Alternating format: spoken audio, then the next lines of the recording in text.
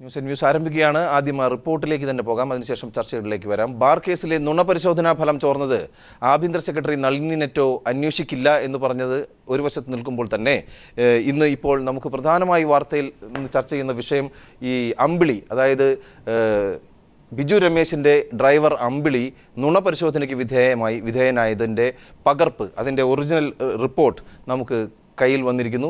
ആ റിപ്പോർട്ടിനെ അടിസ്ഥാനമാക്കി ഇന്നിപ്പോൾ വലിയ വലിയ ചർച്ചകൾ നടന്നുകൊണ്ടിരിക്കുകയാണ്. KM മാണി വല്ലാതെ മുഷിഞ്ഞിരിക്കുന്നു. തീർച്ചയായും ഉടനടി ഇത് പുറത്തു വന്നതിനെക്കുറിച്ചുള്ള കൃത്യമായ തീരുമാനങ്ങൾ ഗവൺമെൻറ് എടുത്തില്ലെങ്കിൽ, അതോടൊപ്പം തന്നെ കുറ്റപത്രത്തിൽ തൻ്റെ പേര് വരികയാണെങ്കിൽ ഈ സർക്കാരിനെ മറിച്ചിടാൻ മടിക്കില്ല എന്നാണ് ശ്രീ ഉമ്മൻചാണ്ടി പറഞ്ഞിരിക്കുന്നത്. നമുക്ക് ആദ്യം ഈ നുണപരിശോധനാ റിപ്പോർട്ട് പുറത്തു വന്ന സാഹചര്യത്തിൽ നമ്മോടൊപ്പം ഇന്ന് ചർച്ചയ്ക്ക് വന്നിരിക്കുന്ന അതിഥികളെ ഒന്ന് പരിചയപ്പെടാം. ആദ്യം മാധ്യമപ്രവർത്തകരായ ഷാജൻ സ്കറിയ, മറുനാടൻ മലയാളി, ഒപ്പം അജിത് കുമാർ മംഗളം നമ്മോടൊപ്പം ചേരുന്നു. രാഷ്ട്രീയ നിരീക്ഷകരായ ഫക്രുദ്ദീൻ അലിയും VK ആദർശും ഈ ചർച്ചയിൽ പങ്കെടുക്കുന്നുണ്ട്. ഒപ്പം രാഷ്ട്രീയ നേതാക്കളായ അഡ്വക്കേറ്റ് PA സലീം, KPCC സെക്രട്ടറിയാണ്. BJPയുടെ സംസ്ഥാന നേതാവായ അഡ്വക്കേറ്റ് B ഗോപാലകൃഷ്ണനും ഈ ചർച്ചയിലുണ്ട്. മുൻ ചീഫ് സെക്രട്ടറി CP നായരും അഡ്വക്കേറ്റ് രാഗേഷും എക്സ്പെർട്ട് നമ്മുടെ ഈ ചർച്ചയിൽ പങ്കെടുക്കുന്നു. ആദ്യം നമ്മൾ ഈ ചർച്ചയുടെ ഇതുമായി ബന്ധപ്പെട്ട ഈ പുറത്തു വന്ന ഈ റിപ്പോർട്ട് നമുക്കൊന്ന് പരിശോധിക്കാം. ഒപ്പം അമ്പിളിയോടൊപ്പം നുണപരിശോധന വേളയിൽ അവിടെ സന്നിഹിതനായിരുന്ന അഭിഭാഷകനായ ശ്രീ രാഗേഷാണ് നമ്മോടൊപ്പം ആദ്യം ഈ ചർച്ചയിൽ പങ്കെടുക്കുന്നത്. രാഗേഷ്, ഇന്നത്തെ വിവാദം ഈ റിപ്പോർട്ടാണ്. ഈ റിപ്പോർട്ട് പുറത്തു വന്നിരിക്കുന്നു. നിങ്ങൾക്കിത് എന്നാണ് കിട്ടിയത്? ഇന്ന് ഉച്ചയ്ക്ക് ശേഷമാണ്, 4:30-ക്കാണ് എൻ്റെ സർട്ടിഫൈഡ് കോപ്പി എനിക്ക് ലഭിക്കുന്നത്. അതിന് മുൻപ് തന്നെ ഇത് ചോർന്നിരുന്നു. അതിനെ സംബന്ധിച്ച് കഴിഞ്ഞ 2 ദിവസമായിട്ട് വിവിധ മാധ്യമങ്ങളിൽ വാർത്ത വരുന്നത് കണ്ടു. ഇന്നലെയാണ് ഞാനിതിന് അപേക്ഷ സമർപ്പിച്ചത്. ഇന്നലെ സമർപ്പിച്ച അപേക്ഷ ബഹുമാനപ്പെട്ട തിരുവനന്തപുരം പ്രത്യേക വിജിലൻസ് കോടതി ഇന്ന് രാവിലെ പരിഗണിച്ചു. ഇന്ന് രാവിലെ പരിഗണിച്ചതിന് ശേഷം അപ്പോഴേക്ക് വിജിലൻസിൻ്റെ കൺസേൺ ലീഗൽ അഡ്വൈസർ ഇന്ന് രാവിലെ ഹാജരുണ്ടായിരുന്നില്ല. അതുകൊണ്ട് അപേക്ഷ ഉച്ചയ്ക്ക് ശേഷം പരിഗണിക്കാനായിട്ട് മാറ്റി. ഉച്ചയ്ക്ക് ശേഷം ഞങ്ങളുടെ ഭാഗവും ലീഗൽ അഡ്വൈസറുടെ ഭാഗവും കേട്ടതിന് ശേഷം കോപ്പി തരാനായിട്ട്, സർട്ടിഫൈഡ് കോപ്പി അമ്പിളിയുടെ അഭിഭാഷകൻ എന്ന നിലയ്ക്ക് എനിക്ക് തരാനായിട്ട് കോടതി ഉത്തരവുണ്ടാവുകയായിരുന്നു. അതിൻ്റെ അടിസ്ഥാനത്തിൽ ഇന്ന് 4:30 എൻ്റെ സർട്ടിഫൈഡ് കോപ്പി ലഭിക്കുകയുണ്ടായി. ഇപ്പോൾ ഈ നുണപരിശോധന സമയത്ത് നമുക്ക് പ്രേക്ഷകർക്കും കൂടി അറിയാൻ വേണ്ടിയാണ്, എങ്ങനെയായിരുന്നു അതിൻ്റെ ഇപ്പോൾ എഴുതി യെസ് ഓർ നോ എന്നുള്ള ഉത്തരങ്ങളാണ് 15 എണ്ണം. അതിൽ 13 ശരിയാണെന്ന് നിഗമനം ഈ റിപ്പോർട്ടിലുണ്ട്. നൽകിയ മൊഴിയും നുണപരിശോധനാ റിപ്പോർട്ടിൽ അമ്പിളി നൽകിയ കാര്യങ്ങളും വിവരങ്ങളും. നുണപരിശോധന 38 ചോദ്യങ്ങളാണ് നുണപരിശോധനയ്ക്ക് വേണ്ടി മുൻകൂട്ടി തയ്യാറാക്കപ്പെട്ടിരുന്നത്. അത് പോളിഗ്രാഫിൻ്റെ അസിസ്റ്റൻറ്റ് ഡയറക്ടറും വിജിലൻസ് ഉദ്യോഗസ്ഥരും മുൻകൂട്ടി തയ്യാറാക്കിയ ചോദ്യങ്ങളാണ്. അതിനകത്ത് 15 ചോദ്യങ്ങൾ ഈ കേസുമായി ബന്ധപ്പെട്ടവയും ബാക്കിയുള്ള 23 ചോദ്യങ്ങൾ അമ്പിളിയുടെ വ്യക്തിപരമായ കാര്യങ്ങളും മറ്റ് കാര്യങ്ങളും ഉൾപ്പെടുന്നതുമായ യെസ് ഓർ നോ ആൻസർ വരുന്ന രീതിയിലുള്ള 38 ചോദ്യങ്ങളാണ് മുൻകൂട്ടി തയ്യാറാക്കുന്നത്. ഈ ചോദ്യങ്ങൾ പല ആവർത്തി പല രീതിയിൽ മാറിയും തിരിഞ്ഞും ചോദിക്കുകയും അതിൻ്റെ ഉത്തരത്തിൽ നിന്ന് ഉത്തരം യെസ് ഓർ നോ എന്ന ഉത്തരം പറയുകയും ആ ഉത്തരം നമുക്ക് പറയുന്ന സമയത്ത് അമ്പിളിയുടെ ഹാർട്ട് ബീറ്റ്, ബ്ലഡ് പ്രഷർ തുടങ്ങിയ കാര്യങ്ങൾ പോളിഗ്രാഫിൻ്റെ ഉപകരണങ്ങളിലൂടെ റെക്കോർഡ് ചെയ്യപ്പെടുകയും അത് അവരുടെ ഗ്രാഫിക്സിൽ കമ്പ്യൂട്ടറിലെ ഗ്രാഫ് രൂപത്തിൽ അത് രേഖപ്പെടുത്തുകയും ചെയ്യും. ഒന്ന് ഇടപെട്ടോട്ടെ, ഈ കേസുമായി ബന്ധപ്പെട്ട് ഏറ്റവും നിർണായകമായ ഒരു വെളിപ്പെടുത്തൽ അല്ലെങ്കിൽ മറുപടി ഏതായിട്ട്, അതായത് ഒരു പ്ലാസ്റ്റിക് കവറിൽ പൈസ എടുത്തു കൊണ്ടുപോയി രാജ്മോഹൻ ഉണ്ണി. ഇപ്പോൾ വിജിലൻസിന് ഫോറൻസിക് ലാബിൽ നിന്ന് കൊടുത്തിരിക്കുന്ന റിപ്പോർട്ടിലെ 13ാമത്തെ ചോദ്യം എന്ന് പറഞ്ഞാൽ ഫോറൻസിക് അസിസ്റ്റൻറ്റ് ഡയറക്ടർ അമ്പിളിയോട് ചോദിച്ച ചോദ്യമാണ്. Whether he saw Unni handing over the money to KM Mani. അതിന് യെസ് എന്നാണ് അമ്പിളി ഉത്തരം എന്ന് പറഞ്ഞാൽ ഉണ്ണി KM മാണിക്ക് പണം നൽകുന്നത് കണ്ടോ എന്ന ചോദ്യമാണ്. അത് കണ്ടു എന്ന് ഉത്തരം നൽകിയിട്ടുണ്ട്. ആ കണ്ടു എന്നുള്ള ഉത്തരം ശരിയാണ് എന്ന് ഫോറൻസിക് പരിശോധനയിൽ സത്യസന്ധമാണ് എന്നാണ് അസിസ്റ്റന്റ് ഡയറക്ടർ കണ്ടെത്തിയിരിക്കുന്നത്. അതിൻ്റെ അടിസ്ഥാനത്തിലാണ് റിപ്പോർട്ട് കൊടുത്തിരിക്കുന്നത്. 15 ചോദ്യങ്ങളിൽ. ഇപ്പോൾ ഇന്നത്തെ വിവാദം ഇത് ചോർന്നതാണ്, എന്തെങ്കിലും അറിവുണ്ടോ? ചോർന്നതിനെ സംബന്ധിച്ച് എനിക്ക് യാതൊരു അറിവുമില്ല. കഴിഞ്ഞ ഞായറാഴ്ച മുതൽ ഇതിനെ സംബന്ധിച്ച് വ്യത്യസ്തങ്ങളായ വാർത്തകൾ വിവിധ മാധ്യമങ്ങളിൽ വരുന്നുണ്ടായിരുന്നു. ഇത് മാധ്യമങ്ങളിലൂടെയാണ് ഇതിൻ്റെ റിപ്പോർട്ട് ഹാജരാക്കിയെന്ന് പോലും ഞാൻ ഉൾപ്പെടെ അറിയുന്നത്. ഇന്നലെ അമ്പിളിയുടെ നിർദ്ദേശാനുസരണം ഞാൻ ഇതിൻ്റെ പകർപ്പിന് വേണ്ടി വിജിലൻസ് കോടതിയിൽ അപേക്ഷ സമർപ്പിച്ചു. അപ്പോൾ മറ്റ് പലരും ഇതിനു വേണ്ടി അപേക്ഷ സമർപ്പിച്ചതായിട്ട് അറിയാൻ കഴിഞ്ഞു. അപ്പോൾ തേർഡ് പാർട്ടികളുടെ അപേക്ഷകൾ ഈ കാര്യത്തിൽ അനുവദിക്കുകയില്ല. കൺസേൺഡ് കക്ഷി എന്ന നിലയിൽ അമ്പിളിയുടെ അപേക്ഷ ഇന്ന് ഓപ്പൺ കോടതിയിൽ പരിഗണിച്ചതിന് ശേഷം കോടതി അനുവദിച്ച് നൽകിയ സർട്ടിഫൈഡ് കോപ്പിയാണ് ഇപ്പോൾ ഇവിടെയുള്ള. ശരി, നമുക്ക് ശ്രീ ഷാജൻ സ്കറിയയിലേക്ക് പോകാം. ശ്രീ ഷാജൻ സ്കറിയ, ഈ വിഷയം, ഈ ബാർ അഴിമതി വിവാദവുമായി ബന്ധപ്പെട്ട് ഒരുപാട് കാര്യങ്ങൾ, വാർത്തകൾ നൽകുകയും അതുമായി ബന്ധപ്പെട്ട് കൂടുതൽ അറിവുകളും പഠനങ്ങളും നടത്തിയിട്ടുള്ള ആളാണ് താങ്കൾ. ഇത്തരം ഒരു ഫോറൻസിക് പരിശോധനയുടെ ഫലം പുറത്തേക്ക് വരുന്നതിലെ രാഷ്ട്രീയം എന്തായിരിക്കും? ഇത് തന്നെയാണ് ഞാൻ ചർച്ച ചെയ്യാൻ ആഗ്രഹിക്കുന്നത്. ഞാൻ ആദ്യം മുതൽ പറഞ്ഞിട്ടുള്ള ഈ ബാർക്കോഴ വിവാദവുമായി ബന്ധപ്പെട്ട് പലതവണ ഞാനിവിടെ ചർച്ചയിൽ പങ്കെടുത്തിട്ടുണ്ട്. അന്നൊക്കെ ഞാൻ പറഞ്ഞിരുന്നൊരു കാര്യം, കെ എം മാണി പണം വാങ്ങിയോ ഇല്ലയോ എന്നുള്ള ഒരു ചർച്ചയ്ക്ക് പ്രസക്തിയില്ല. അത് ഒട്ടും പ്രസക്തമല്ല. അതിൻ്റെ പിറകിലുള്ള രാഷ്ട്രീയം മാത്രമാണ് ചർച്ച ചെയ്യേണ്ടത്. കാരണം കെ എം മാണി അടക്കം അനേകം പേർ ബാർക്കോഴയുമായി ബന്ധപ്പെട്ട് പണം വാങ്ങിയിട്ടുണ്ടെന്നുള്ള കാര്യം കേരളത്തിൽ എല്ലാവർക്കും അറിയാം. പക്ഷേ ഞാൻ ആദ്യം മുതൽ ഉന്നയിക്കുന്നത് മാണി മാത്രം എങ്ങനെ ടാർഗറ്റ് ചെയ്യപ്പെട്ടുള്ളൂ. ഇപ്പോൾ ഉദാഹരണം നമ്മളിപ്പോൾ ഈ ചർച്ചയിലേക്ക് വരുന്നു. ഇദ്ദേഹം ശ്രീ അമ്പിളിയുടെ അഡ്വക്കേറ്റ് ഇപ്പോൾ പറഞ്ഞിരിക്കുന്ന ആ ഒരു റിപ്പോർട്ട് നമ്മുടെ കയ്യിലുണ്ട്. ഞാനിപ്പോൾ ആ റിപ്പോർട്ടിൻ്റെ കോപ്പി എടുത്ത് പരിശോധിക്കുമായിരുന്നു. വളരെ വിചിത്രമായിട്ട് എനിക്ക് തോന്നിയൊരു വസ്തുത, ഇതിൻ്റെ അകത്ത് 15 ചോദ്യങ്ങളുണ്ട്. ഈ 15 ചോദ്യങ്ങളുടെയും ഉത്തരം യെസ് എന്ന് മാത്രമാണ്.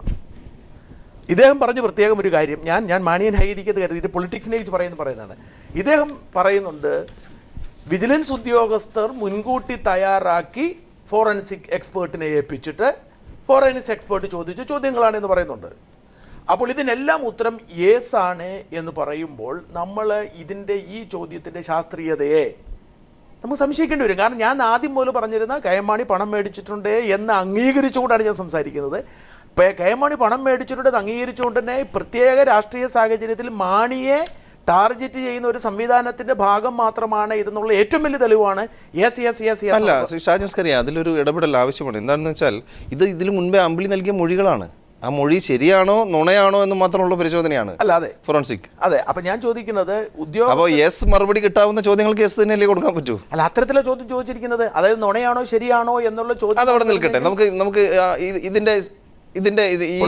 ഇതിന്റെ പൊളിറ്റിക്സ് അവിടെ നമുക്ക് തുടർന്നും ചർച്ച ചെയ്യാം. പക്ഷേ ഇന്ന് ഫക്രുദ്ദീൻ അലി, താങ്കൾക്കറിയാമോ കേരള കോൺഗ്രസ് പാർട്ടിക്ക് ഒരു മുഖ മാസികയുണ്ട്, അറിയാമോ? പ്രതിച്ഛായ. അതിൽ ഇന്നൊരു അഭിമുഖം നൽകിയിട്ടുണ്ട് കെ എം മാണി. വളരെ പ്രധാനപ്പെട്ട കാര്യങ്ങളാണ്. ഏറ്റവും പ്രധാനപ്പെട്ട കാര്യം എന്ന് പറയുന്നത് ഗൂഢാലോചനയുടെ തനിക്കെതിരെയുള്ള ഗൂഢാലോചനയുടെ പ്രധാന കണ്ണി PC ജോർജാണെന്ന് ആദ്യമായി പറയുന്നു. മറ്റൊന്ന്, ഏതെങ്കിലും രീതിയിൽ കുറ്റപത്രത്തിൽ പേര് നൽകുകയാണെങ്കിൽ വളരെ ഗൗരവമായ പ്രത്യാഘാതങ്ങൾ നേരിടേണ്ടി വരും. കൃത്യമായ. ഒപ്പം കേരള കോൺഗ്രസിൽ തന്നെ ജോസഫ് ഗ്രൂപ്പിൻ്റെ ഇടയിൽ ചില അഭിപ്രായ വ്യത്യാസങ്ങൾ ഉരുത്തിരിഞ്ഞു വരുന്നതും നമ്മുടെ ശ്രദ്ധയിൽപ്പെട്ടിട്ടുണ്ട്. എങ്ങനെ കാണും? അല്ല, കെ മാണിയുടെ ഈ ഒരു അഭിമുഖം വായിച്ചില്ല, റിപ്പോർട്ട് കണ്ടിട്ടുണ്ട് ചാനലുകളിൽ. സത്യത്തിൽ മാണി സാറിൻ്റെ ഫാൻസിന് വളരെ വിഷമം തോന്നുന്ന രീതിയിലാണ് അദ്ദേഹം പറഞ്ഞത്. ഇപ്പം സാജൻ സ്കറിയ ചൂണ്ടിക്കാണിച്ച പോലെ കാശ് മേടിച്ചല്ലെന്നുള്ളതല്ല അദ്ദേഹത്തിൻ്റെ പ്രശ്നം. എന്തുകൊണ്ട് ഞാൻ മാത്രം എന്നുള്ളൊരു ചോദ്യമാണ്. അത് വളരെ പ്രസക്തമായ ചോദ്യമാണ്. ഒന്ന്, മാണി കാശ് മേടിച്ചു എന്നുള്ള കാര്യം ഇപ്പോൾ അത് സംശയമുള്ള ആളുകൾക്ക് പോലും ഇപ്പോൾ അമ്പിളിയുടെ ഈ ഒരു നുണപരിശോധന ഫലം പുറത്തു വന്നതോട് ഒരു ക്ലിയർ ആയിട്ടുണ്ട്. ആ കാര്യം എസ്റ്റാബ്ലിഷ് ചെയ്യും. ഇവിടെ ചെറിയ കാര്യമല്ല, രാജ്യദ്രോഹം തന്നെയാണ് അഴിമതി. ആ സിസ്റ്റത്തിൽ ജനങ്ങൾക്ക് വിശ്വാസമില്ലാതായി പോകുന്ന അവസ്ഥയാണ്. എന്നുവെച്ചാൽ ബജറ്റ് വരെ വിൽക്കുമെന്നൊക്കെ ഉള്ള ആരോപണം ഉയർന്നു വന്ന സാഹചര്യത്തിൽ. രണ്ടാമത്തെ കാര്യം, ഇതിന് പിന്നിലെ പൊളിറ്റിക്സ് ആണ്. പൊളിറ്റിക്സ് വളരെ കൃത്യമായിട്ട് മാണി LDFിൻ്റെ കൂടെ പോയി LDF അവിടെ നിന്ന് കൊണ്ട് ഒരു പാലക്കെട്ട് കൊടുത്ത സമയത്താണ് ഈ ഒരു ആരോപണം വന്നത്. അതോടുകൂടി മാണി ഡൗൺ ആയി. എന്നാൽ അതേസമയം തന്നെ ബിജു രമേശ് കൊണ്ട് മറ്റാരോപണങ്ങളുടെ സ്ഥിതി എന്താണ്? ഏതാണ്ട് ഇതുപോലുള്ള ആരോപണം തന്നെ ബാബുവിന് രമേശിൻ്റെ പേര് വരെ ഉണ്ടായിരുന്നല്ലോ, ശിവകുമാറിൻ്റെ പേരുണ്ടായിരുന്നു. എന്തുകൊണ്ട് ഇതൊന്നും അന്വേഷിച്ചില്ല? ഇവിടെയാണ് മാണിക്ക് വാദിച്ച് നിൽക്കാനുള്ള ഒരു ഫുഡ് ഹോൾഡ് കൊടുക്കുന്നത്. മൂന്നാമത്തെ കാര്യം എന്ന് വെച്ചാൽ, മാണി പാലം വലിക്കുന്നു എന്ന് പറയുന്നത്.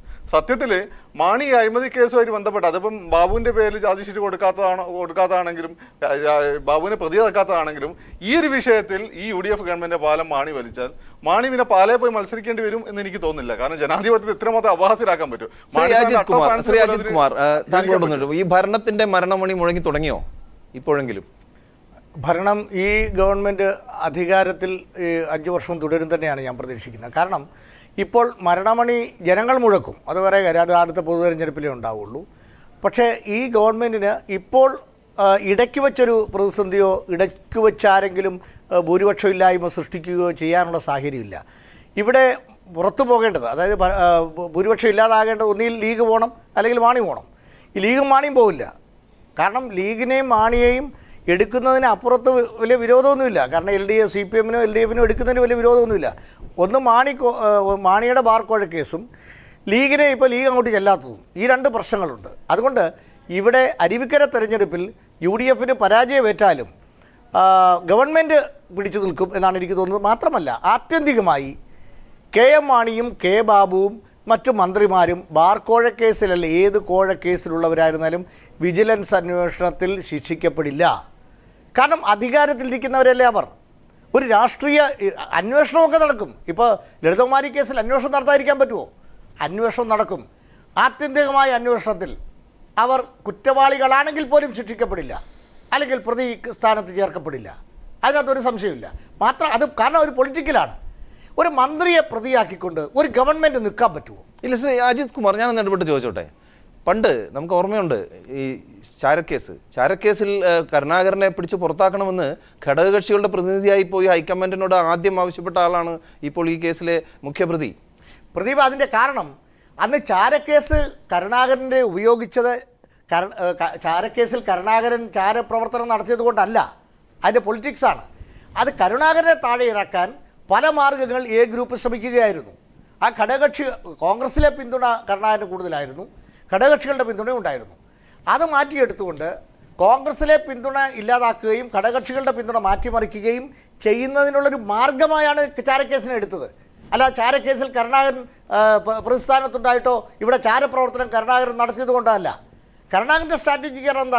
രമൺ ശ്രീവാസ്തവയെ സംരക്ഷിക്കാൻ, ഒരു ഉദ്യോഗസ്ഥനെ വെറുതെ ബലി കൊടുക്കരുത് എന്ന രീതിയിൽ ഉദ്യോഗസ്ഥരെ സംരക്ഷിക്കാൻ വേണ്ടി ശ്രമിച്ചു. അല്ല, കേരള രാഷ്ട്രീയത്തിലെ ചരിത്രപരമായ അവസ്ഥയാ അത്. ഇപ്പോഴത്തെ അവസ്ഥ ഇപ്പോഴത്തെ അവസ്ഥ ഒരു രാഷ്ട്രീയമല്ല. കാരണം അന്ന് ചാരക്കേസിൽ കരുണാകരനെ താഴെ ഇറക്കാൻ അവർ ചാരക്കേസ് ഉപയോഗിച്ചു. എ ഗ്രൂപ്പുകാരും അതിൻ്റെ കൂടെ ഘടകകക്ഷികൾ ചേരേണ്ടി വന്നു ഇവിടെ. അപ്പോൾ ആ തരത്തിലുള്ളൊരു സ്ഥിതിവിശേഷം ഇപ്പോഴില്ല. പക്ഷേ നമുക്കറിയാം അന്നത്തെ കാലഘട്ടമല്ല ഇന്ന് മാധ്യമങ്ങൾ, ജനങ്ങൾ വളരെ പെട്ടെന്ന് കാര്യങ്ങൾ തിരിച്ചറിയുന്നു. നമ്മൾ എത്ര ചർച്ച ചെയ്താലും തെളിവുകളില്ലെന്ന് പറഞ്ഞാലും ഒന്നും വിശ്വസിക്കുന്ന ഒരവസ്ഥയിലേക്കൊന്നുമല്ല. ഏത് കൊച്ചു കുഞ്ഞിനും അറിയാം KM മാണി എന്താണെന്നും എത്ര വാങ്ങിയെന്നും ആരൊക്കെ വാങ്ങിയെന്നും ഉള്ളത്. നമ്മോടൊപ്പം ഇപ്പോൾ ഒരു രാഷ്ട്രീയ നിരീക്ഷകനായ ശ്രീ VK ആദർശ് ചേരുന്നു. നമുക്കറിയാം ഫേസ്ബുക്ക് അടക്കമുള്ള നവമാധ്യമങ്ങളിൽ വരുന്ന ലേഖനങ്ങൾ ഏതൊരാൾക്കും ഒരുപാട് അഭിപ്രായങ്ങൾ പുറത്തു പറയുകയും അത് ചർച്ച ചെയ്യാനുള്ള ഒരു സാഹചര്യം ഉണ്ടായിരുന്നു. എങ്ങനെ കാണുന്നു ശ്രീ ആദർശ്? ഒന്ന്, ഈ സോഷ്യൽ മീഡിയയുടെ കമൻറ്റുകൾ പലതും നമ്മൾ ഈ പത്രമാധ്യമങ്ങൾ, അച്ചടി മാധ്യമങ്ങൾക്കോ ടെലിവിഷൻ മാധ്യമങ്ങൾക്കോ ഭാഷാപരമായ ചില അതിർവരമ്പുകൾക്കുള്ളിൽ നിന്നാണ് പലപ്പോഴും ഈ മാണി കോഴ വിഷയത്തിലൊക്കെ പലപ്പോഴും അഭിപ്രായ പ്രകടനം നടത്തുന്നത്. അത് രണ്ടാമത്തെ കാര്യം, അധികാരത്തിൻ്റെ ഉപശാലകളിൽ നടക്കുന്ന പല വർത്തമാനങ്ങളും, ആ വർത്തമാനങ്ങളാണല്ലോ ഏറിയും കുറഞ്ഞുമൊക്കെ ഇപ്പം വലിയ വാർത്തകളായി മാറുന്നത്. ഇതൊക്കെ പങ്കുവയ്ക്കാനായിട്ട് എന്തിനധികം പറയുന്നത് കൈരളി TVക്ക് പോലും ചില പരിമിതികളുണ്ട്. പക്ഷേ അതിനപ്പുറത്ത് പോകുന്ന കാര്യങ്ങൾ പലതും പത്രപ്രവർത്തകർ തന്നെ. ഇന്ന് തന്നെ വായിച്ച നല്ലൊരു ഫേസ്ബുക്ക് പോസ്റ്റാണ്, ഈ നുണപരിശോധനാ വിവരം ചോർന്നത് മാത്രമേ അന്വേഷിക്കേണ്ടതുള്ളൂ സാർ, കഴിഞ്ഞ 10-11 വർഷമായി ബഡ്ജറ്റ് വിവരം ചോർത്തിയത് അന്വേഷിക്കണ്ടേ എന്ന് ചോദിച്ചത് ഒരു പ്രമുഖ പത്രത്തിലെ ജേർണലിസ്റ്റാണ്. അദ്ദേഹത്തിന് അത് പത്രത്തിൽ എഴുതാൻ പറ്റില്ല, കാരണം പത്രത്തിൻ്റെ ഭാഷ നമുക്കറിയാം. എന്തിനധികം പറയുന്നു, ദേശാഭിമാനി പോലും ഇത് വരാനുള്ള സാധ്യത കുറവാണ്. പക്ഷേ ഇവിടെ സോഷ്യൽ മീഡിയ പരമ്പരാഗത മീഡിയയ്ക്ക് പറ്റാത്ത ചിലയിടങ്ങളിലേക്ക് കയറി ചെല്ലുന്നു എന്നുള്ള ഒരു നേട്ടം. രണ്ടാമത്തെ കാര്യം, ചില വിഷയങ്ങളൊക്കെ കാര്യമായ തോതിൽ വൈറലാക്കി അത് പത്രമാധ്യമങ്ങൾക്ക് പോലും എടുക്കത്തക്ക തരത്തിൽ നിലനിർത്തിക്കൊണ്ടു പോകാനും സോഷ്യൽ മീഡിയയ്ക്ക് ആകുന്നുണ്ട്. ഒരു തരം ചെക്ക് പോലെ, അല്ലെങ്കിൽ ഒരു തരം പിൻവിളി പോലെ ഇതിങ്ങനെ നിരന്തരം വാർത്തയുടെ പിന്നിലേക്ക് പോകുന്ന രീതിയിൽ പത്രപ്രവർത്തകരെ പോലും ജാഗരൂകരാക്കുന്ന രീതിയിൽ ഇടപെടുന്നുണ്ട്. അതൊരു കണക്കിന് നല്ലതാണ്. കാരണം വിശേഷിച്ചും ഇങ്ങനെയുള്ള പ്രത്യേകിച്ചും അധികാരത്തിന് ഉപശാലകളിൽ ചില വർത്തമാനങ്ങൾ നടക്കുകയും അതാണ് ശരിയാണോ തെറ്റാണോ എന്ന് കണ്ടുപിടിക്കാനുള്ള നുണപരിശോധനയാണല്ലോ നടന്നത്. ഇത്തരം കാര്യങ്ങൾ ചിലപ്പം നമുക്കിനിയും ഒരുപക്ഷെ അടുത്ത 1-2 വർഷങ്ങൾക്കകോ ചിലപ്പോൾ ഈ കേസിൽ തന്നെയോ അവിടെ നടന്ന ആരെങ്കിലും ഈ കാശ് കൊടുത്തോ ഇല്ലയോ എന്നുള്ള സത്യം ഇനി നാളെ തിരിച്ചറിയേണ്ടതാണ്. പക്ഷെ അതിനകത്ത് ഏതെങ്കിലും ഒരു കുബുദ്ധിക്കോ അല്ലെങ്കിൽ സദ്ബുദ്ധിക്കോ ഇതെങ്ങാനും വല്ല ഫോട്ടോ എടുത്ത് വെക്കാനോ അല്ലെങ്കിൽ ഒരു മൊബൈൽ ഒന്ന് ഓണാക്കി ഇടാനോ ഒക്കെ തോന്നിയാൽ ഒരുപക്ഷെ ഈ പണം കൊണ്ട് കൊടുത്ത ആളുടെ മൊബൈലിൽ തന്നെ ഇതൊക്കെ ഓണായി കിടക്കുന്നുണ്ടോ എന്നുള്ള പോലെ കാര്യം നമുക്കറിയത്തില്ല. ഇങ്ങനെയുള്ള പല കാര്യങ്ങളും ലീക്കായി ഇനിയുള്ള കാലം പുറത്തു വന്നുകൊണ്ടിരിക്കും. അക്കാര്യത്തിൽ സോഷ്യൽ മീഡിയയ്ക്ക് വലിയൊരു പങ്കാണ് ഉള്ളത്. തിരിച്ചു വരാം. നമുക്കിപ്പോൾ അഭിഭാഷകനായ ശ്രീ B ഗോപാലകൃഷ്ണനുണ്ട്, BJPയുടെ നേതാവ് കൂടിയാണ്. താങ്കൾക്കറിയാം ഈ നുണപരിശോധനാ റിപ്പോർട്ട് നിയമപരമായി യാതൊരു സാധ്യതയും ഇല്ലാത്തതാണ്. കോടതി ഒരിക്കലും അതൊരു തെളിവായി സ്വീകരിക്കില്ല. ശ്രീ ഷാജൻ സ്കറിയ ഈ ചർച്ചയുടെ തുടക്കത്തിൽ പറഞ്ഞ പോലെ KM മാണിയെ വിൻഡിക്കേറ്റ് ചെയ്യാവുന്ന ഒരു അവസ്ഥയിലേക്ക് മാത്രം നിൽക്കുന്ന ഒരു തെളിവിൻ്റെ ഒരു ഭാഗം മാത്രമാണ് എന്നുള്ള വാദഗതി എത്രമാത്രം നിലനിൽക്കും?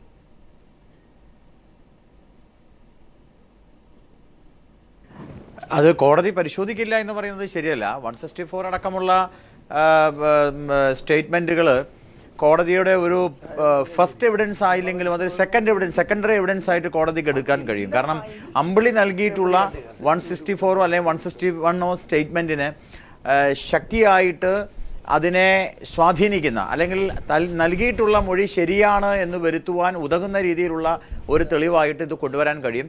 വിജിലൻസിന് തീർച്ചയായിട്ടും സത്യസന്ധമായിട്ടാണ് വിജിലൻസ് പോകുന്നതെങ്കിൽ തീർച്ചയായിട്ടും വിജിലൻസിന് കുറ്റപത്രം കൊടുക്കാൻ ഈ ഒരൊറ്റ മൊഴി മാത്രം മതി എന്നുള്ളതിൽ യാതൊരു സംശയവുമില്ല. പക്ഷേ പ്രശ്നം ഈ മാണിയും കോണിയും ഒക്കെ ആയിട്ട് ഈ സാക്ഷര കേരളം നാണക്കേടിലേക്ക് നീങ്ങിക്കൊണ്ടിരിക്കുന്നു എന്നുള്ളതാണ് ഏറ്റവും പ്രധാനപ്പെട്ട വിഷയം. കേരളത്തിൽ വികസനമില്ല, കേരളത്തിലെ രാഷ്ട്രീയ അന്തരീക്ഷം ഇത്ര മോശമായി മാറിക്കൊണ്ടിരിക്കുന്നു. കേരളത്തിലെ ജനങ്ങൾക്കിടയിൽ ചർച്ച ചെയ്യപ്പെടുന്നത് മാണി ശിക്ഷിക്കപ്പെടുമോ ഇല്ലയോ എന്നുള്ളതല്ല, ഇത്ര അപമാനകരമായ ഒരു രാഷ്ട്രീയമാണ് കേരളത്തിൽ നടക്കുന്നത് എന്നുള്ളതാണ്. ഇത്ര ദുഃഖകരമായ ഒരവസ്ഥ. കേരളത്തിന് ഒരു വികസനവുമില്ല. കേരളത്തിലെ ജനങ്ങളൊക്കെ ചെറുപ്പക്കാർ തൊഴിൽ കിട്ടാതെ അലയുമ്പോൾ, നല്ല റോഡില്ലാതെ, കുടിവെള്ളമില്ലാതെ കഷ്ടപ്പെടുന്ന സമയത്ത് ആകെ നമ്മുടെ കേരളത്തിൽ ബജറ്റ് വെക്കുക, പണം ഉണ്ടാക്കുക, കോഴ മേടിക്കുക, പണമുണ്ടാക്കുക, ഇതിനെക്കുറിച്ചാണ്. ഈ മാണിയും കോണിയുടെയും ഈ വിഷയം കേരളത്തെ നശിപ്പിച്ചുകൊണ്ടിരിക്കുന്നു, നാമാവിശേഷമാക്കിക്കൊണ്ടിരിക്കുന്നു, അപമാനിച്ചുകൊണ്ടിരിക്കുന്നു. അപ്പോൾ കേരളത്തിലെ ജനങ്ങളാണ് വാസ്തവത്തിൽ ശിക്ഷിക്കാൻ പോകുന്നത്. ഞാൻ പറയാൻ ആഗ്രഹിക്കുന്നത് കേരളത്തിലെ ജനങ്ങൾ ശിക്ഷിക്കാൻ പോകുകയാണ്. ഇത് കേരളത്തിലെ ജനകീയ കോടതിയിൽ മാണിയും ബാബുവും ഉമ്മൻചാണ്ടിയും അടക്കമുള്ള മാണിയെയും കോണിയെയും തോളിലേറ്റി നടക്കുന്നവർക്ക്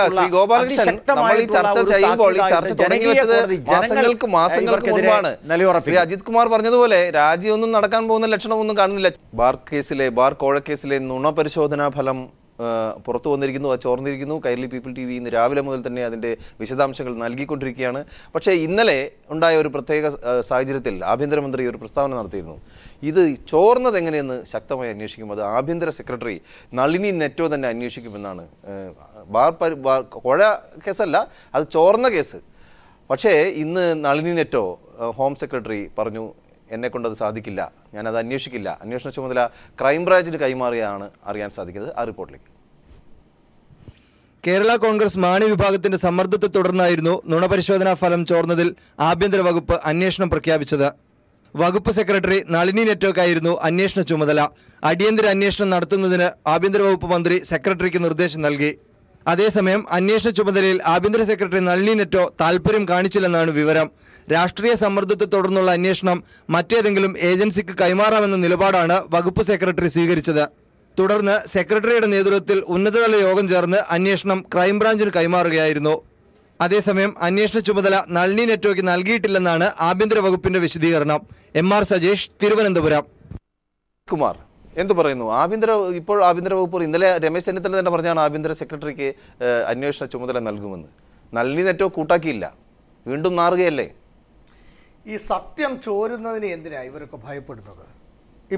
ഇപ്പോൾ തന്നെ ഇവിടെ ലഭിച്ചിരിക്കുന്ന റിപ്പോർട്ട് എന്താ? നുണപരിശോധനാ ഫലം സർട്ടിഫൈഡ് കോപ്പി കോടതിയിൽ ലഭിച്ചിട്ടല്ലേ ഇപ്പോൾ ഇവിടെ ചർച്ചയിൽ കൊണ്ടുവന്നിരിക്കുന്നത്. അപ്പോൾ ഒരു ദിവസം ഇന്നലെ നുണപരിശോധനാ ഫലം മാധ്യമങ്ങളിൽ വന്നപ്പോൾ വലിയ പ്രശ്നമായി, വലിയ അന്വേഷണമായി. ഇന്ന് സർട്ടിഫൈഡ് കോപ്പി കോടതിയിൽ നിന്ന് കിട്ടിക്കഴിഞ്ഞപ്പോൾ അത് വാർത്തയല്ലാതായില്ലേ? ഇവിടെ പ്രധാനപ്പെട്ട പ്രശ്നം സത്യമാണെങ്കിൽ അത് വാർത്തയായി വരുന്നതിന് എന്തിനു ഭയപ്പെടുന്നു? ഈ രമേശ് ചെന്നിത്തല പൊളിറ്റിക്കലാണ്. KM മാണിക്കെതിരെ നുണപരിശോധനാ ഫലം പുറത്തു വന്നപ്പോൾ അത് മാധ്യമങ്ങൾക്ക് ലഭിച്ചു എന്നുള്ളത് സത്യമാണ്. ആ സത്യമായി മാധ്യമങ്ങൾ കൊടുത്തു. അപ്പോഴാണ് രാഷ്ട്രീയമായി അതിനെ നേരിടുന്നതിന് വേണ്ടി ആഭ്യന്തര സെക്രട്ടറിയെ ചുമതലപ്പെടുത്തിയത്. ഒരു നിമിഷം ഉടൻ തന്നെ തിരിച്ചു വരാം. നമ്മോടൊപ്പം മുൻ chief secretary Shri CP Nair ചേരുന്നു. ഇതിന്റെ സാങ്കേതിക സാർ എന്താണ്? നളിനി നെറ്റോയെ അന്വേഷണത്തിന് ഏൽപ്പിക്കുന്നു, ആഭ്യന്തര സെക്രട്ടറിയാണ്. നളിനി നെറ്റോ അത് ചെയ്യാൻ സാധിക്കില്ല എന്ന് വളരെ ശക്തിയോടുകൂടി തന്നെ അറിയിക്കുകയും ചെയ്തിരിക്കുന്നു. എങ്ങനെ കാണുന്നു ഇതിനെ? എനിക്ക് ഒരു 2-3 മിനിറ്റ് തരണം പറയാനായിട്ട്. പറഞ്ഞോളൂ. സങ്കീർണമായ ഒരു ഭരണ പ്രശ്നമാണ്. 3 കാരണങ്ങളുണ്ട്. ഒന്ന്, വ്യക്തമായ കാരണം കൊണ്ട് ഇത്തരം അന്വേഷണത്തിൽ നിന്ന് ഒഴിഞ്ഞു നിൽക്കാൻ ഏതൊരു മേലുദ്യോഗസ്ഥനും ഇതിന് ഇംഗ്ലീഷിൽ റെക്യൂസിംഗ് എന്ന് പറയും. ഹൈക്കോടതി ജഡ്ജിമാരും സുപ്രീം കോടതി ജഡ്ജിമാരും ചില കേസുകളിൽ വിചാരണ ചെയ്യുന്നതിൽ നിന്ന് ഒഴിഞ്ഞു നിൽക്കാറുണ്ടെന്ന് നമുക്കറിയാം. ആ അവകാശം ഒരു നല്ല ഉദ്യോഗസ്ഥനുമുണ്ട്. ആ അവകാശം തന്നെയാണ് നാട്ടിൽ ഇവിടെ വിജയിച്ചിരിക്കുന്നത്. അത് അനുസരണക്കേടായോ ഔദ്യോഗികമായ അച്ചടക്കമില്ലായ്മയായോ വ്യാഖ്യാനിക്കുന്നത് ഒട്ടും ശരിയായിരിക്കില്ല. നളിനി ഈ കേസിൽ അക്യൂസ് ചെയ്തിരിക്കുന്നു, അതിലൊരു തെറ്റുമില്ല. രണ്ടാമതായിട്ട് എനിക്ക് പറയാനുള്ളത് 2 കാര്യങ്ങളുണ്ട്. ഒന്ന്, ഈ കേസ് വെറും ഒരു വിജിലൻസ് അന്വേഷണമൊന്നുമല്ല. ഇത് സമ്പൂർണമായും രാഷ്ട്രീയവൽക്കരിക്കപ്പെട്ടിരിക്കുകയാണ്, കൂടുതൽ സങ്കീർണമായിക്കൊണ്ടിരിക്കുകയാണ്. അപ്പൊ അങ്ങനെയുള്ള ഒരു രാഷ്ട്രീയവൽകൃതമായ ഒരു കേസിൽ നിന്നും താൻ ഒഴിഞ്ഞു നിൽക്കണം എന്ന് വളരെ ഉയർന്ന ഉദ്യോഗസ്ഥയായ നടി ആഗ്രഹിച്ചതിൽ ഒരു തെറ്റുമില്ല. രണ്ടാമത്, നല്ല പൂർവ്വകാല ചരിത്രമുള്ള പ്രഗത്ഭനായ ഒരു ഉദ്യോഗസ്ഥനെ തേജോവധം ചെയ്യാനോ അപകടപ്പെടുത്താനോ ഉള്ള സാധ്യതകൾ നമുക്ക് എല്ലാവർക്കും ഇതിൽ കാണാൻ കഴിയും. അതിന് താൻ കൂടി പങ്കാളിയാകണമെന്ന് നന്ദി ആഗ്രഹിക്കുന്നില്ല. ഈ രണ്ട് കാര്യങ്ങളും അവർക്ക് മനസ്സാക്ഷിയുള്ള പൂർണ്ണമായ വിധേയത്വം മാത്രമേ കാണിക്കുന്നുള്ളൂ. അതും ശരിയാണ്. മൂന്നാമതൊരൊറ്റ കാര്യം കൂടി എനിക്ക് പറയാനുണ്ട്. ഇതിനകത്ത് അഡീഷണൽ ചീഫ് സെക്രട്ടറി ഈ കേസ് അന്വേഷിക്കുന്നു പറയുന്നത് അങ്ങേയറ്റം യുക്തിരാഹിത്യമുണ്ട്, ഭരണപരമായ ഒരു ഇംപ്രോപ്പറിറ്റി ഉണ്ട്, അനുചിത്യമുണ്ട്. ഒരു പോക്കറ്റ് ഉണ്ടെങ്കിൽ അത് DGP അന്വേഷിക്കുന്നു പറയുന്ന പോലെയോ ഒരു പുറമ്പോക്കിൽ നിൽക്കുന്ന ഒരു പ്ലാവ് വെട്ടിയത് റവന്യൂ സെക്രട്ടറി അന്വേഷിക്കുന്നു പറയുന്ന പോലെ അനുചിത്യത്തിലുണ്ട്.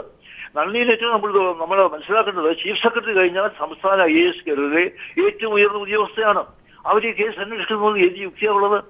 IG റാങ്കുള്ള ഉദ്യോഗസ്ഥൻ തീർച്ചയായും ഇത് അന്വേഷിക്കാവുന്നേ ഉള്ളൂ. അപ്പൊ ഈ 3 കാരണങ്ങൾ കൊണ്ടും നളിനിയിൽ ഏറ്റവും ഈ കേസിൽ നിന്ന് ഒഴിഞ്ഞു നിൽക്കുന്നത് അങ്ങേയറ്റം ന്യായീകരിക്കാവുന്നതാണ്, യുക്തമാണ് എന്ന് മാത്രമല്ല എനിക്ക് ഒരു പടി കൂടെ കടന്ന് പറയാനുള്ളത് ഈ അവനവന്റെ മനസാക്ഷിയോട് സത്യസന്ധത പുലർത്തുക, അവനൊരു ധാർമ്മിക ധൈര്യം ഉണ്ടാകുക. ഇതൊക്കെ ഒരു ശരാശരി ഉദ്യോഗസ്ഥന് ഒരിക്കലും തോന്നുന്ന കാര്യങ്ങളല്ല. ഒരു മുൻ ആഭ്യന്തര സെക്രട്ടറി എന്ന നിലയിൽ എനിക്ക് ഈ കാര്യത്തിൽ സന്തോഷമുണ്ട്, അഭിമാനമുണ്ട്. നളിനിയെ ഞാൻ ഹൃദയപൂർവ്വം അഭിനന്ദിക്കുന്നു. വളരെ നല്ല ഒരു വിലയിരുത്തലാണ് ശ്രീ CP നായർ നൽകിയിരിക്കുന്നത്. നമുക്ക് ശ്രീ VK ആദർശിലേക്ക് ഒന്ന് പോകാം. ഈ ബ്യൂറോക്രാറ്റിക് അന്വേഷണങ്ങൾ നമുക്കറിയാം, ഈ വിജിലൻസ് ഡിപ്പാർട്ട്മെന്റ് തന്നെ ആഭ്യന്തര വകുപ്പിന്റെ കീഴിലാണ്. ആഭ്യന്തര വകുപ്പിനെ വല്ലാതെ പ്രഷർ ചെലുത്തിക്കൊണ്ടാണ് KM മാണി നിലനിൽക്കുന്നത്. KM മാണി പറയുന്നത് K ബാബുവിനെതിരെ ഒരു അന്വേഷണം നടന്നില്ല, ഏകപക്ഷീയമായി പോകുന്നു. ഇത്തരം കാര്യങ്ങളൊക്കെ ചർച്ച ചെയ്യുമ്പോൾ ഇപ്പോൾ CP നായർ പറഞ്ഞ പോലെ മനസാക്ഷിയോടൊരു സത്യസന്ധത കാണിക്കേണ്ട ഒരു സാഹചര്യമെങ്കിലും ഇവിടെ ഉയർന്നു വരുന്നില്ലേ? അല്ല, ഈ ഒരു പ്രശ്നമുണ്ട്. കാരണം ഇത്തരം അന്വേഷണം നടക്കുമ്പോൾ നേരത്തെ പലരും ചൂണ്ടിക്കാട്ടിയ പോലെ ഇവരുടെ കീഴിലൊക്കെ ഉദ്യോഗസ്ഥരായിരിക്കുന്നു, അല്ലെങ്കിൽ ഏതെങ്കിലും ഒരു ഉദ്യോഗസ്ഥനൊക്കെ ബലിയാടാക്കാനുള്ള സാഹചര്യം വളരെ വളരെ കൂടുതലാണ്. അത് ഒരു തർക്കവും ഇല്ലാത്ത കാര്യമാണ്. അപ്പം നമുക്ക് തന്നെ അറിയാം, കഴിഞ്ഞൊരു 10-15 വർഷത്തിനിടയിൽ ഇങ്ങനെ നടന്ന അന്വേഷണങ്ങൾ എന്താണ് ഇവിടെ സംഭവിച്ചതെന്ന് വളരെ കൃത്യമാണ്. ഇവിടെയാണ് സംസ്ഥാന തലത്തിൽ, ഇപ്പോൾ കേന്ദ്ര സർക്കാരിൻ്റെ തലത്തിലാണ് CBI പോലെ വളരെ കുറച്ചൊക്കെ നിഷ്പക്ഷം എന്ന് പറയാൻ പറ്റുന്ന ഏജൻസി ഉണ്ട്. ഇവിടെ ക്രൈംബ്രാഞ്ച് അന്വേഷിച്ച എത്ര കാര്യത്തിലാണ് ഇത്ര വലിയ നിഷ്പക്ഷമായ അല്ലെങ്കിൽ വളരെ നീറ്റായ അന്വേഷണം നടന്നിട്ടില്ല. ഇവിടുത്തെ കേസിൽ വളരെ കൃത്യമായ ഒരു അന്വേഷണം നടക്കണം. മറുഭാഗത്ത് നുണപരിശോധന നടക്കുന്നത് പോലെ വളരെ കൃത്യമായിട്ട് എന്നെയും പരിശോധന പരിപാടിക്ക് കൊണ്ടുപോയിക്കോളൂ എന്ന് ആരോപണവിധേയരായ ആൾക്കാർ പറയുന്നുണ്ടെങ്കിൽ അതിൽ പിന്നെയും എന്തെങ്കിലുമൊക്കെ കാര്യമുണ്ടെന്ന് പറയാം. ഇതൊന്നുമില്ല. അവരുടെ കീഴിൽ നടക്കുന്ന അന്വേഷണം പല എത്രയോ അന്വേഷണങ്ങൾ കാര്യമായ തോതിൽ കീഴ്മേൽ മറിയും നമ്മൾ കാണുന്നുണ്ട്. ഇത് വളരെ കൃത്യമായ തോതിലുള്ള അന്വേഷണം വരാൻ നേരത്ത് കഴിവതും, ഉദാഹരണത്തിന് ജയലളിതയുടെ കേസ് തന്നെ അറിയാലോ, അവിടെ നടന്നു കഴിഞ്ഞാൽ കൃത്യമായി നടക്കുന്നില്ലെന്ന് അറിഞ്ഞുകൊണ്ട് അത് കർണാടകയിലേക്കാണ് മാറ്റിയത്. ഈ അത്ര സുതാര്യത ആവശ്യപ്പെടുന്നുണ്ടെങ്കിൽ ഇത് പറ്റുമെങ്കിൽ കർണാടകയിലേക്കോ ഗോവയിലേക്കോ തമിഴ്നാട്ടിലേക്കോ മാറ്റാൻ പറയലല്ലേ ഉചിതം? അങ്ങനെ ഒരു നിഷ്പക്ഷതയല്ലേ വേണ്ടത്? അങ്ങനെ തെറ്റൊന്നും ചെയ്തിട്ടില്ലെങ്കിൽ അങ്ങനെ ഒരു അന്വേഷണത്തിന് ഉത്തരവിടുന്നതിൽ അല്ലെങ്കിൽ സംസ്ഥാനം മാറ്റി അന്വേഷിക്കുന്നതിൽ എന്ത് തെറ്റാണുള്ളത്? കൂടുതൽ നമ്മളൊക്കെ സാധാരണ തേഞ്ഞു പഴകിയ പ്രയോഗമാണെങ്കിൽ തന്നെയും അഗ്നിശുദ്ധി വരുത്തിയൊക്കെ പുറത്തു വരാൻ പറ്റില്ലേ? ഇങ്ങനെയല്ലേ തീരുമാനമെടുത്ത് മറുപടി കൊടുക്കേണ്ടത്? അല്ല, അത് നമുക്ക് യാഥാർത്ഥ്യ ബോധത്തോടുകൂടി തന്നെ വളരെ ചുരുങ്ങിയ MLA മാരുടെ പിന്തുണയോടുകൂടി നിൽക്കുന്ന ഒരു സർക്കാർ, ആ സർക്കാർ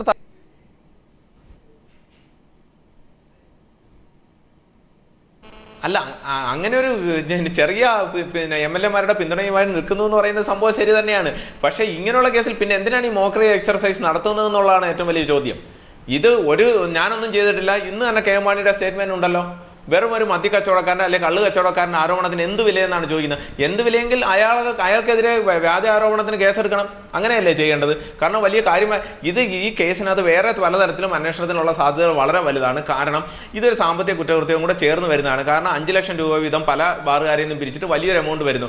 ഇത് പല തരത്തിൽ അവരുടെ ഓഡിറ്റഡ് ബാലൻസ് ഷീറ്റ് വരേണ്ടതാണ്. അതായത് ബാറുകാരുടെ ഓഡിറ്റഡ് ബാലൻസ് ഷീറ്റിലായാലും ഈ സംഘടനയുടെ ആയാലും ഇത്തരത്തിൽ കേന്ദ്ര സാമ്പത്തിക കുറ്റകൃത്യമായിട്ട് ബന്ധപ്പെട്ട ഏജൻസികൾക്കൊക്കെ കാര്യമായി അന്വേഷിക്കാൻ സാധ്യത ഒരു ഇടമാണ്. അത്തരത്തിൽ ഇത് സംസ്ഥാന സർക്കാരിലേക്ക് മാത്രമല്ല, ഒരു വേള ഒരു നല്ല ഉദ്യോഗസ്ഥനോ അല്ലെങ്കിൽ ഒരു ചെറിയ രാഷ്ട്രീയപരമായ തീരുമാനം കേന്ദ്രത്തിൽ നിന്നൊക്കെ വന്നു കഴിഞ്ഞാൽ ഒരുപക്ഷെ അത് കേന്ദ്ര സാമ്പത്തിക കുറ്റകൃത്യ ഏജൻസിക്കൊക്കെ പരിശോധിക്കാവുന്നതാണ്. കാരണം 5 ലക്ഷം രൂപയിൽ കവിഞ്ഞ ആരോപണത്തിന് അത് നേരിട്ട് സാമ്പത്തിക കുറ്റകൃത്യത്തിൽ ഏർപ്പെട്ടിരിക്കുകയാണെങ്കിൽ ഡയറക്റ്റായിട്ട് CBIക്കൊക്കെ ഇടപെടാൻ പറ്റുന്ന പല സാഹചര്യങ്ങളുണ്ട്. അങ്ങനെയുള്ള പല കീഴ്വഴക്കങ്ങളും ഉണ്ട്. പറഞ്ഞ് അവസാനിപ്പിച്ചാൽ നമ്മുടെ റിപ്പോർട്ടിൽ പറഞ്ഞ ഈ അന്വേഷണത്തിന് രാഷ്ട്രീയപരമായ ഒരു വിഷയമായി മാറിയിരിക്കുന്നു. ഇത് രാഷ്ട്രീയമായി മാറിയിരിക്കുന്നു. അത്തരം അന്വേഷണത്തിൽ നിന്ന് നളിനി നെറ്റോ പിന്മാറുന്നു. അത് അന്വേഷിക്കാൻ തയ്യാറല്ല എന്ന് പറയുന്നു. സ്വാഭാവികമായും നല്ലൊരു സന്ദേശമല്ലേ ജനങ്ങളിലേക്ക് എത്തുന്നത്? ബ്യൂറോക്രസിയുടെ ഭാഗത്തു നിന്നും പലപ്പോഴും നമ്മൾ കണ്ടിട്ടില്ല. UDF ആണെങ്കിൽ LDF ആണെങ്കിൽ മറ്റേ ഏതൊരു സിനിമയെ കണ്ടതുപോലെ UDF ആണെങ്കിൽ മനോരമ എടുത്തു വെക്കും, ചീഫ് സെക്രട്ടറി ആണെങ്കിൽ DGP ആണെങ്കിലും അതുപോലെ തന്നെ LDF ഭരിക്കേണ്ട ദേശാഭിമാനി എടുത്തു വെക്കണോ എന്ന് പറയുന്ന സിനിമയുണ്ട്.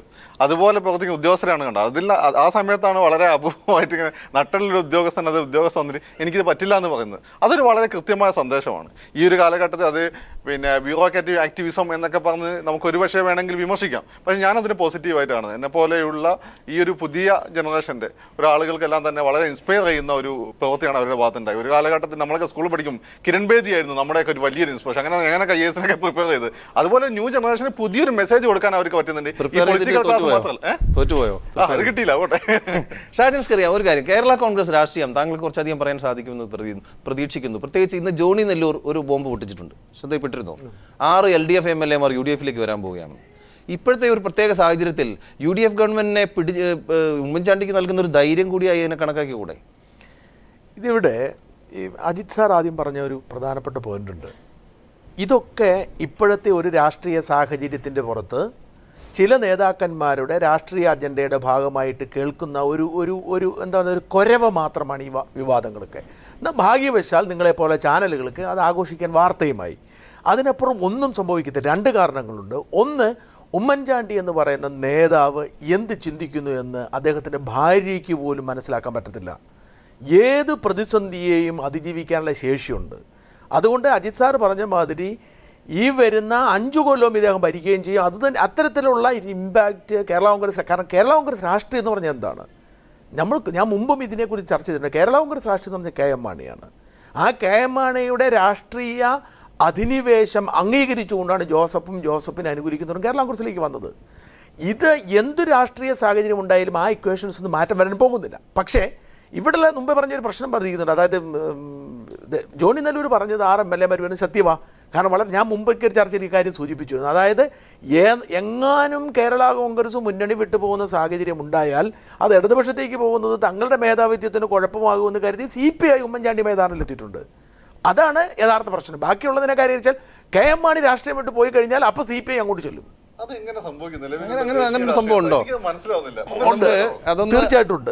കാരണം നിലവിലുള്ള അല്ല, ഇപ്പൊ ഇന്ന് ചെറിയാൻ ഫിലിപ്പ് ഫേസ്ബുക്കിൽ ഒരു പോസ്റ്റ് ഇട്ടിരുന്നു.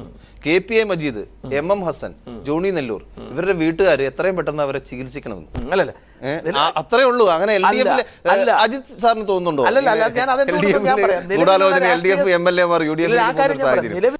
നമുക്കിപ്പോൾ ശ്രീ ഗോപാലകൃഷ്ണൻ എറണാകുളത്തുണ്ട്. താങ്കൾ ഈ ചർച്ച സാഗൂതം ശ്രദ്ധിച്ചുകൊണ്ടിരിക്കുകയാണെന്നറിയാം. അതിൽ എന്തെങ്കിലും പുതുതായി താങ്കളുടേതായിട്ടുള്ള BJP-യുടേതായിട്ടുള്ള എന്തെങ്കിലും അഭിപ്രായങ്ങളുണ്ടോ?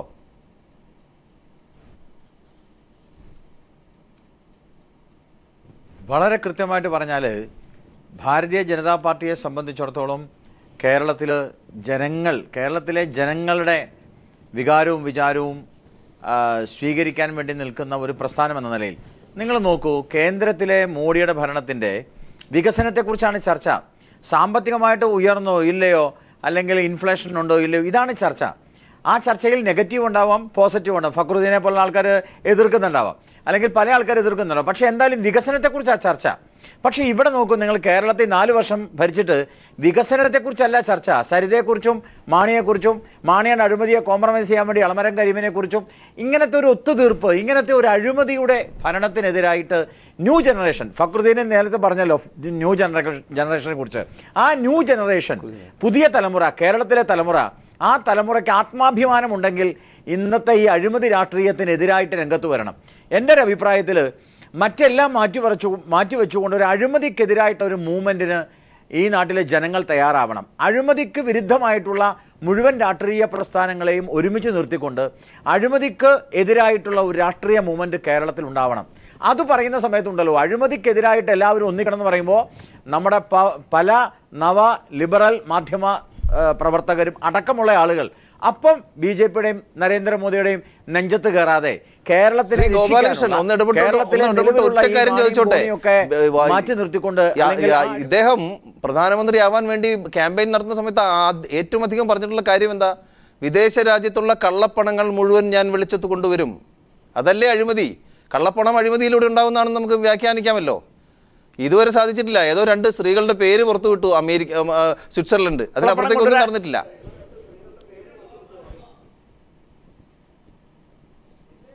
പ്രദീപെ, 1 വർഷം കൊണ്ട് എല്ലാം ഇപ്പോൾ ഉണ്ടാക്കാൻ നമുക്ക് കഴിഞ്ഞൊന്നും വരില്ലല്ലോ. പക്ഷേ അതിനുള്ള നടപടികൾ സ്വീകരിച്ചില്ലേ? ഒരു കാര്യം ഞാൻ പറയാം, പ്രദീപെ, ആർക്കും നിഷേധിക്കാനാവാത്തത് BJP എതിർക്കുന്ന എല്ലാവർക്കും അംഗീകരിക്കാൻ കഴിയുന്നത് ഒരു വർഷമായിട്ട് അഴിമതിയില്ല. അപ്പോൾ അഴിമതിയില്ലാത്തൊരു കേന്ദ്രഭരണം അവിടെ നിൽക്കുമ്പോഴാണ് അഴിമതി നിറഞ്ഞ ഒരു സംസ്ഥാന ഭരണം ഇവിടെ നിൽക്കുന്നത്. അതുകൊണ്ടാണ് ഞാൻ പറഞ്ഞത് പ്രദീപിനെ പോലെയുള്ള ആളുകൾ കേരളത്തിലെ യുവത്വം അഴിമതിക്കെതിരായിട്ട് ഒരു മൂവ്മെന്റ് ഉണ്ടാവണം. ആ അഴിമതിക്കെതിരായിട്ടുള്ള മൂവ്മെന്റിൽ നമുക്ക് ബാക്കി രാഷ്ട്രീയം മറക്കാം. ആയിക്കോട്ടെ. നല്ലൊരു നിർദ്ദേശമാണ്. ആ നിർദ്ദേശം ഇതിനകം തന്നെ നടപ്പാക്കി വരുന്ന സാഹചര്യം നമുക്ക് കാണാൻ സാധിക്കുന്നുണ്ട്. പക്ഷേ ഒരു രാഷ്ട്രീയ പാർട്ടിക്ക് ദേശീയ തലത്തിൽ തന്നെ നല്ല സ്വാധീനമുള്ള ഒരു രാഷ്ട്രീയ പാർട്ടിയാണ് BJP. ഇപ്പോഴത്തെ ജൂൺ 27 അരുവിക്കര തെരഞ്ഞെടുപ്പ് വരാൻ പോവുകയാണ്. തെരഞ്ഞെടുപ്പ് രാഷ്ട്രീയത്തിൽ കൂടിയല്ലേ ഇത്തരം കാര്യങ്ങൾ പ്രകടിപ്പിക്കാൻ കഴിയുന്നുള്ളൂ. മറ്റാരും വിശ്വാസത്തിൽ എടുക്കുന്നില്ലല്ലോ. താങ്കൾക്ക് ഒരു അവസരം കൂടി കിട്ടുകയാണ്. തെരഞ്ഞെടുപ്പ് മാത്രമാണ് ഒരു രാഷ്ട്രീയ പാർട്ടിയുടെ പ്രവർത്തനം എന്ന് പറയുന്നത്, കേവലം തെരഞ്ഞെടുപ്പ് മാത്രമാണെന്ന് പറയുന്നതിനോട് യോജിക്കാൻ സാധിക്കില്ല. അരുവിക്കര തെരഞ്ഞെടുപ്പ് നടക്കുന്നുണ്ടാവും. ആ തെരഞ്ഞെടുപ്പിൽ BJPയുടെ പാർട്ടി നിർവഹിക്കും. തീർച്ചയായിട്ടും ഇടതുപക്ഷത്തിനും വലതുപക്ഷത്തിനും അഴിമതിക്കെതിരായിട്ടുള്ള ഒരു മൂവ്മെന്റ് BJP സ്വീകരിക്കും. പക്ഷെ ഞാൻ പറഞ്ഞു വന്നത് ഈ തെരഞ്ഞെടുപ്പ് രാഷ്ട്രീയത്തിന് അപ്പുറത്തുള്ള ഒരു രാഷ്ട്രീയത്തിലേക്ക്, കാരണം കേരളത്തിലെ രാഷ്ട്രീയം എന്ന് പറഞ്ഞാൽ ഇപ്പോൾ ആളുകൾക്ക് പുച്ഛമായി തുടങ്ങി. അത് നിഷേധിക്കാൻ വയ്യ പ്രദീപേ, ജനങ്ങൾക്ക് പുച്ഛമാ. ഞാൻ ഈ പറഞ്ഞത് ശരിയാണോ എന്ന് ഫക്രുദ്ദീനോട് ചോദിച്ചു നോക്ക്, അല്ലെങ്കിൽ അജിത്തിനോട് ചോദിച്ചു നോക്ക്. യാതൊരു സംശയവുമില്ല, കേരളത്തിലെ ജനങ്ങൾക്ക് ഈ ഇന്നത്തെ കേരള രാഷ്ട്രീയത്തോട് അപമാനവും പുച്ഛവുമാണ്. ഇതിനപ്പുറത്ത് കേരളത്തിലെ രാഷ്ട്രീയം ഉയരണം. സാക്ഷര കേരളമാണ്. കേരളം എന്ന് പറഞ്ഞാൽ ഒരു സാധാരണ സംസ്ഥാനമല്ല. അതായത് മനസ്സിലായി, വളരെ കൃത്യമാണ്. അതായത് ഡൽഹിയിൽ ആം ആദ്മി പാർട്ടിയോട് ജനങ്ങൾ കാണിച്ച ആഭിമുഖ്യം BJPക്കെതിരെ. അതുപോലെ തന്നെ ഏതായാലും ഫക്രുദ്ദീൻ, നമുക്ക് ഈ കാര്യത്തിൽ BJP അല്ല ഇന്നത്തെ വിഷയം എന്നതുകൊണ്ട് തന്നെ ഈ KM മാണി, ഗോപാലകൃഷ്ണൻ എന്തോ സാരമില്ല, KM മാണി ഇപ്പോൾ ഉന്നയിച്ചിരിക്കുന്ന ഒരു വിഷയം നമുക്കൊന്ന് ചർച്ചയ്ക്ക് എടുക്കണം. പ്രത്യേകിച്ച് ഷാജൻ സ്കറിയ പറഞ്ഞ പോയിന്റ് ആദ്യം അദ്ദേഹം പറഞ്ഞു വെച്ചതാണ്. K ബാബു എവിടെ നിൽക്കും? തെരഞ്ഞെടുപ്പല്ലേ വരുന്നത്, ഉപതെരഞ്ഞെടുപ്പ്. K ബാബുവിന് സത്യത്തിൽ ഈ ഒരു ആരോപണത്തിൽ നിന്ന് വിമുക്തമായിട്ട് ഞാൻ ഈ അടുത്ത ഇലക്ഷനിൽ UDFന് ഒരു ചാൻസും ഇല്ല എന്ന് പറയുന്നത് അത് യോജിക്കാത്ത ആളാണ്. കാരണം അവരുടെ വികസന പ്രവർത്തനങ്ങൾ നല്ല ഡിബേറ്റിന് പോയി കഴിഞ്ഞാൽ അവർ സ്കോർ ചെയ്യാനൊക്കെ പറ്റും. അതില്ലാന്ന് ഞാൻ പറയുന്നില്ല. കാരണം മെട്രോ ട്രെയിനിൽ ഉൾപ്പെടെയുള്ള കാര്യങ്ങൾ ഞാൻ അതിൽ ഇപ്പം വരുന്നില്ല. പക്ഷേ അതിനൊക്കെ ആദ്യം ചെയ്യേണ്ടത് KM മാണി മാറിക്കണം, ബാബു ആരോപണം വരിക ബാബു വാങ്ങിക്കണം. ഇപ്പോൾ രമേശ് ചെന്നിത്തല ആരോപണം രമേശ് ചെന്നിത്തല വാങ്ങിക്കേണ്ടി വരും. ആ രീതിയിൽ നിലപാട് സ്വീകരിച്ചുകൊണ്ട് മുന്നോട്ട് പോയി കഴിഞ്ഞാൽ ഈ കളങ്കിത വ്യക്തിത്വങ്ങൾ മാറി. അപ്പോൾ ലാവ്ലിംഗ് കേസൊക്കെ ചർച്ച ചെയ്യപ്പെടും. അപ്പം പിണറായി അധികാര സ്ഥാനത്തൊന്നും ഉണ്ടായിരുന്നില്ല, പക്ഷേ അദ്ദേഹത്തെ മാറി നിന്നൂടെ എന്ന ചോദ്യം വരും. ഇതൊക്കെ കോൺഗ്രസ് അനുകൂലമായിട്ട് വരും. ബുദ്ധി ഉണ്ടെങ്കിൽ അതാ ചെയ്യേണ്ടത്. പക്ഷേ കോൺഗ്രസ് സംസ്കാരം നമുക്കറിയാം. കോൺഗ്രസ് ഒരിക്കലും വേണ്ട സമയത്ത് ബുദ്ധി കാണിക്കില്ല. അത് കരുണാകരൻ കാണിച്ചിട്ടില്ല, ആന്റണി ആണെന്ന് കാണിച്ചില്ല, മൻമോഹൻ സിംഗ് ആണെന്ന് കാണിച്ചില്ല. പിന്നെ BJP ഭരണത്തിൽ നേരത്തെ എന്താ പറഞ്ഞത്, ആദ്യം പിന്നെ അഴിമതി ഒന്നും നടന്നില്ല. UPന്റെ ആദ്യത്തെ 4-5 വർഷം അഴിമതി നടന്നതിനെ പറ്റി ഒരു റിപ്പോർട്ടും പുറത്തു വന്നിരുന്നില്ല. ആദ്യം 2 വർഷം വളരെ സ്പ്ലെൻഡിഡ് ആയിട്ടുള്ള പെർഫോമൻസ് ആയിരുന്നു നടത്തിയിരുന്നത്. ഇതിപ്പോൾ 1 വർഷമായിട്ടുള്ളൂ. പിന്നെ കൺട്രോളർ ആൻഡ് ഓഡിറ്റർ ജനറൽ റിപ്പോർട്ടിൽ പരാമർശമുള്ള എന്ന് വെച്ചാൽ സാമ്പത്തികമായ തിരിമറികളുടെ പരാമർശമുള്ള ഗഡ്കരിയൊക്കെ മിനിസ്ട്രിയിലുണ്ട്. അപ്പോൾ അങ്ങനെ തീർത്തൊന്നും പറയണ്ട. എങ്കിലും കഴിഞ്ഞ 5 വർഷത്തെ UPA ഭരണത്തെ അപേക്ഷിച്ച് ഭേദപ്പെട്ട ഇമേജ് 1 വർഷമായിട്ടുണ്ട്. ഒരു കാര്യം കൂടി ഷാജൻ സ്കറിക്ക് പറയാൻ പറ്റും. ശ്രീ അജിത് കുമാറും ഷാജൻ സ്കറി അല്ല ഫക്രുദ്ദീനിലേക്ക് ഷാജൻ സ്കറിയും പറഞ്ഞ ഒരു പ്രധാനപ്പെട്ട കാര്യമുണ്ട്. ഈ ഗവൺമെന്റിന് യാതൊരു ഭീഷണിയുമില്ല. ഈ എന്തൊക്കെയാണെങ്കിലും 5 വർഷം തികയ്ക്കും. തീർച്ചയായും. കാരണം ഒന്ന് LDFന് ഈ ഗവൺമെന്റ് തള്ളിയിടണമെന്നില്ല. കാരണം LDF തള്ളിയിടാൻ മറ്റൊന്നും കൊണ്ടല്ല. LDFനെ സംബന്ധിച്ചിടത്തോളം അത്യാവശ്യമായ നിലപാടുണ്ട്. ഒരു ഭരണമുന്നണിയെ വലിച്ച് താഴേണ്ട ആവശ്യമില്ല. 2, അവിടുന്ന് ഘടകകക്ഷികൾ ആരെയും കൊണ്ട് വലിച്ചു കൊണ്ടുവരാനുള്ള സമയം LDF നടത്തുന്നില്ല. അങ്ങനെ നടത്തിയിരുന്നത് ഇപ്പോഴേക്ക് പലരും വരികയായിരുന്നു. അതുകൊണ്ട് തന്നെ ഈ ഗവൺമെന്റ് മാണി എനിക്ക് അങ്ങനെ വിട്ടിത്ത മാണി കാണിക്കുക. മാണി ഒരു വക്കീലാണ്, അത്യാവശ്യം വിവരമുള്ള കക്ഷിയാണ്. അപ്പോൾ ഈ ഒരു പിന്തുണ പിൻവലിച്ച് മാണി തോൽക്കും, ഉറപ്പാണ്. ശ്രീ VK ആദർശ്, എന്തായിരിക്കും ഈ കേരള രാഷ്ട്രീയത്തിൽ ഇനി വരാൻ പോകുന്ന മാറ്റങ്ങൾ, അല്ലെങ്കിൽ ജനങ്ങളുടെ പ്രതികരണങ്ങൾ കൊണ്ടുള്ള എന്തെങ്കിലും രീതിയിലുള്ള തിരിച്ചറിവുകൾ ഉണ്ടാകാനുള്ള സാധ്യത കാണുന്നുണ്ടോ? ഗോപാലകൃഷ്ണൻ പറഞ്ഞതിന് ഫക്രുദ്ദീൻ കൊടുത്ത മറുപടി ആയിരിക്കും എനിക്കൊന്ന് കൃത്യമായൊരു ചർച്ച ഇനി വരാൻ പോകുന്നത്. അടുത്തൊരു 6 മാസം അല്ലെ 1 കൊല്ലത്തിനകത്ത് ഒരു ഇലക്ഷൻ വരാൻ നേരത്ത് ഈ പറഞ്ഞ വികസനമാണ് ചർച്ചയിൽ വരുന്നതെങ്കിൽ അവിടെ എനിക്ക് തോന്നുന്നത് കുറച്ചുകൂടെ മേൽക്കൈ കിട്ടാൻ പോകുന്ന ഉമ്മൻചാണ്ടി സർക്കാരായിരിക്കും. കാരണം മെട്രോ റെയിൽ അവിടെ ഇവിടേക്കായിട്ട് അനക്കം വെച്ച് തുടങ്ങി. രണ്ടാമത്തെ കാര്യം, കണ്ണൂർ എയർപോർട്ടിൻ്റെ കാര്യം ശരിയായി. കേരളത്തിലെ റോഡ് ശൃംഖലയൊക്കെ അത്യാവശ്യം മെച്ചപ്പെട്ട് കഴിഞ്ഞു. കാരണം കാര്യമായ തോതിൽ ഒരു ആക്ഷേപം അവർ കേൾപ്പിക്കുന്നില്ല. അതിന് മിക്കവാറുള്ളിടത്ത് ഗവൺമെൻറ് കോളേജുകൾ, എല്ലാ ജില്ലയിലും മെഡിക്കൽ കോളേജ്, ഇങ്ങനെയൊക്കെ എണ്ണീട്ട് പറഞ്ഞു കഴിഞ്ഞാൽ വികസനത്തിന്റെ കാര്യത്തിൽ ചിലപ്പം തുറപ്പിച്ചിട്ടിറക്കാൻ ഉമ്മൻചാണ്ടിക്ക് പറ്റിയേക്കും. കാരണം ഡാറ്റ അല്ലെങ്കിൽ സ്ഥിതിവിവര കണക്കുകൾ അവർക്ക് അനുകൂലമാണ്. ഈ മെഡിക്കൽ കോളേജിൽ എത്ര അധ്യാപകർക്കുണ്ട്, എത്ര തസ്തിക സൃഷ്ടിച്ചു എന്നുള്ള ആരും ചെക്ക് ചെയ്തില്ല. എല്ലാ ജില്ലയിലും മെഡിക്കൽ കോളേജ് ഉണ്ട് എന്നുള്ളതായിരിക്കും ചിലപ്പോൾ ചർച്ച വരുന്നത്. മെട്രോ റെയിൽ ഒന്ന് ഓടിത്തുടങ്ങിയാൽ നമുക്ക് തന്നെ അറിയാം. വികസനം എന്ന് പറഞ്ഞു കഴിഞ്ഞാൽ അത് എന്തുതരം വികസനമാണെന്നുള്ള രണ്ടാമത്തെ ഡിബേറ്റിന്റെ പോയിന്റ്. പക്ഷേ വികസനം എന്ന പേരിൽ വിത്തിൻ ഗോഡ്സ് നമ്മുടെ രാജ്യത്ത് കേൾക്കപ്പെടുന്ന പലതും വലിയ കെട്ടിടങ്ങളും ഇത്തരത്തിലെ ഇൻഫ്രാസ്ട്രക്ചർ കാര്യങ്ങളുമാണ്. ഇത്തരം കാര്യങ്ങളുടെ കാര്യത്തിൽ വലിയ തോതിലുള്ള ഡിബേറ്റിന് വെച്ച് കഴിഞ്ഞാൽ അത് വോട്ടായി മാറപ്പെടുന്നത് ഒരുപക്ഷെ UDF-ന് അനുകൂലമായിട്ടായിരിക്കും. അതുകൊണ്ട് തന്നെ ഈ വിവാദങ്ങളായിരിക്കണം ചർച്ച ചെയ്യപ്പെടേണ്ടത് എന്നുള്ള രീതിയിൽ ആയിരിക്കും LDF മുന്നോട്ട് പോകുന്നത്. കാരണം അതിൽ വളരെ ഒരു അഡ്വാൻറ്റേജ് LDF-നുണ്ട്. കാരണം കുറച്ചുകൂടെ സുതാര്യമാണ്, കുറച്ചുകൂടെ സംശുദ്ധമായ ഭരണമാണ് അവർ കാഴ്ചവെക്കുന്നത്. കാരണം അഴിമതി കാര്യമായി അല്ലെങ്കിൽ ഏറെക്കുറെ അഴിമതി ഇല്ലാത്ത രീതിയിലാണ് ഭരണ പരിപാടി എന്ന് പറയാം. പക്ഷേ ഇവിടെ ഈ ഇടപെടൽ നടക്കാൻ നേരത്ത് എത്രമാത്രം അഴിമതി എന്ന് പറഞ്ഞാൽ പോലും ഇവിടെ BJP-യുടെ സാധ്യത എത്രയുണ്ട് എന്നുള്ളതിനെ ആശ്രയിച്ചിരിക്കും അടുത്ത തെരഞ്ഞെടുപ്പിന്റെ ജയാപജയങ്ങൾ തീരുമാനിക്കുന്നത്. കാരണം ഇപ്പോൾ ഉള്ള രീതിയിൽ ഒരു 8% വോട്ട് ഒരു 10%ലേക്കൊക്കെ BJP മാറ്റിയാൽ ഒരുപക്ഷെ കാര്യങ്ങൾ നീങ്ങുന്നത് ഒരുപക്ഷെ UDF-ന് അനുകൂലമായ ട്രെൻഡിലേക്കായിരിക്കും. അത് കേരളത്തിന്റെ വോട്ടിന്റെ അടരുകൾ നോക്കിയാൽ മനസ്സിലാവുന്ന കാര്യമേ ഉള്ളൂ. അതുകൊണ്ട് വികസനമാണ് ചർച്ചയെങ്കിൽ, വോട്ടിന്റെ അടരാണ് ചർച്ചയെങ്കിൽ, അത് ഈ പറയുന്ന ആം ആദ്മി പാർട്ടി ലേശം ഒരു 1% വോട്ടെങ്കിലും പിടിക്കുക, അല്ലെങ്കിൽ BJP 2% വോട്ടെങ്കിലും അധികം പിടിക്കുക. അതുകൊണ്ട് ഇവർക്ക് സീറ്റ് കിട്ടുമെന്ന് എനിക്ക് അഭിപ്രായമില്ല. പക്ഷേ ഇതൊക്കെ കേരളത്തിന്റെ മൊത്തം രീതിയെ ചിലപ്പോൾ മാറ്റിമറിക്കാൻ ഇടയുണ്ട്. ശ്രീ അജിത് കുമാർ, വികസനം ചർച്ച ചെയ്യുന്ന ഒരു വശത്ത് ഗവൺമെന്റിന് യാതൊരുവിധ ഭീഷണിയുമില്ല എന്നുള്ള അഭിപ്രായം മറ്റൊരു വശത്ത് നിൽക്കുന്നു. KM മാണിയെ ഒറ്റപ്പെടുത്തിക്കൊണ്ട് K ബാബുവിനെതിരെ യാതൊരു നടപടികളില്ല എന്ന് പറയുന്നു. അരുവിക്കര തെരഞ്ഞെടുപ്പ് വരുന്നു. വികസനം കേരള രാഷ്ട്രീയത്തിൽ ഒരിക്കലും തെരഞ്ഞെടുപ്പ് വിഷയമായിട്ടില്ല. ആകെ കഴിഞ്ഞ പഞ്ചായത്ത് തിരഞ്ഞെടുപ്പിൽ റോഡുകൾ പൊട്ടിപ്പൊളിഞ്ഞ് കിടന്നത് മാത്രമാണ് ഒരു വികസന പ്രശ്നം. കാരണം കേരളത്തിലെ റോഡ് മൊത്തം തകർന്നു. അന്ന് പഞ്ചായത്ത് തിരഞ്ഞെടുപ്പിൽ അട്ടിമറി നടന്നു. അല്ലാതെ ഒരിക്കലും അങ്ങനെ ഉണ്ടെങ്കിൽ മാളയിൽ K കരുണാകരൻ 10,000 താഴെ ഭൂരിപക്ഷമേ അദ്ദേഹത്തിന് ജീവിതകാലത്ത് ലഭിച്ചിട്ടുള്ളൂ. R ബാലകൃഷ്ണ കൊട്ടാരക്കരയിൽ ജയിക്കണം, തോക്കാൻ പാടില്ല. എന്തിന് KM മാണിക്ക് ഭൂരിപക്ഷം കുറഞ്ഞു പാലയിൽ. ഇപ്പോൾ വികസനം ഒരിക്കലും കേരള രാഷ്ട്രീയത്തിൽ ചർച്ചാ വിഷയമായിട്ടില്ല. കഴിഞ്ഞ ലോക്സഭാ തെരഞ്ഞെടുപ്പിൽ എന്താ ചർച്ചാ വിഷയമായത്? പിണറായി വിജയനും മന്ത്രിയും തമ്മിൽ വേദി പങ്കിട്ട പടമാണ് ഇവിടെ ചർച്ചാ വിഷയമായത്. അതുകൊണ്ട് 2009 അപ്പോൾ ഈ കഴിഞ്ഞ രംഗത്ത് അപ്പോൾ അതുകൊണ്ട് കേരളത്തിൽ വികസനം അല്ല, ജനങ്ങൾക്കിഷ്ടം രാഷ്ട്രീയമാണ്, രാഷ്ട്രീയ വിവാദങ്ങളാണ്, അവസാന ഘട്ടത്തിലുണ്ടാകുന്ന രാഷ്ട്രീയ പ്രശ്നങ്ങൾ. ഈ അടുത്ത തെരഞ്ഞെടുപ്പിൽ അരുവിക്കര തെരഞ്ഞെടുപ്പിൽ വരാൻ പോകുന്നത് എന്താ? 1 ബാർക്കോഴ, 2 സരിത, അതുപോലെയുള്ള അഴിമതി, ഈ UDF-നുള്ള അഴിമതി. അവിടെ VS-നെ ഉന്നയിച്ചുകൊണ്ട് VS പ്രശ്നം ഉന്നയിച്ചുകൊണ്ട് കൗണ്ടർ ചെയ്യാൻ UDF-ന് കഴിയില്ല. കാരണം VS അവിടെ തെരഞ്ഞെടുപ്പ് പ്രവർത്തനത്തിന് പോകും. അപ്പോൾ ആ കൗണ്ടർ ചെയ്യാൻ കഴിയാത്തടത്തോളം ഈ അരുവിക്കരയിലെ പ്രശ്നങ്ങൾ ഇതൊക്കെ ആയിരിക്കും. അതുകൊണ്ടാണ് UDF പ്രതിസന്ധിയിലാകുമെന്ന് പറഞ്ഞത്.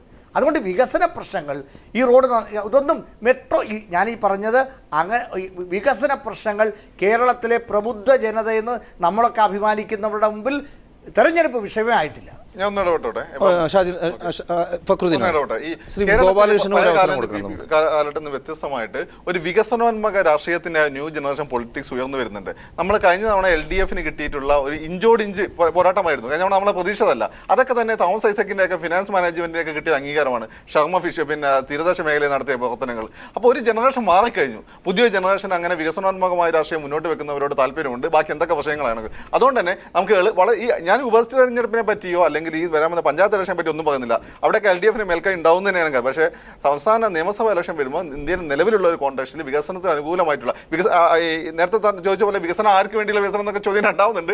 അത് നിൽക്കെ തന്നെ വികസനോന്മുഖമായ രാഷ്ട്രീയത്തിന് വോട്ട് ചെയ്യാനുള്ള, അതിൻ്റെ കൂടെ നിൽക്കാനും പ്രവണത ഉള്ള ഒരു പുതിയ ജനറേഷൻ വോട്ടർമാരുണ്ട്. അവർ നിർണായകമായിരിക്കും. ആയിക്കോട്ടെ. ശ്രീ ഗോപാലകൃഷ്ണൻ, നമുക്കറിയാം ഇപ്പോൾ ബാർ കോഴക്കേസ് എന്ന് പറയുന്നതിനൊപ്പം തന്നെ ഒരു മദ്യനയം ഇവിടെ നടപ്പാക്കുകയുണ്ടായി.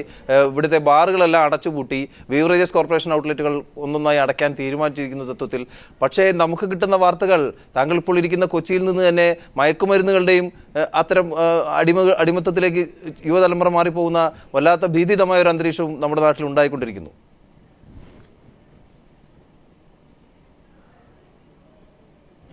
തീർച്ചയായിട്ടും ഇതിന് കാരണം പുതുതലമുറയുടെ മുമ്പിൽ ഒരു മാതൃക നൽകുവാൻ കേരളത്തിലെ രാഷ്ട്രീയ നേതാക്കന്മാർക്കോ സാമൂഹിക നേതാക്കന്മാർക്കോ കഴിയാത്തൊരവസ്ഥയിലേക്ക് എത്തിച്ചേർന്നിരിക്കുന്നു എന്നുള്ളതൊരു യാഥാർത്ഥ്യമാണ്.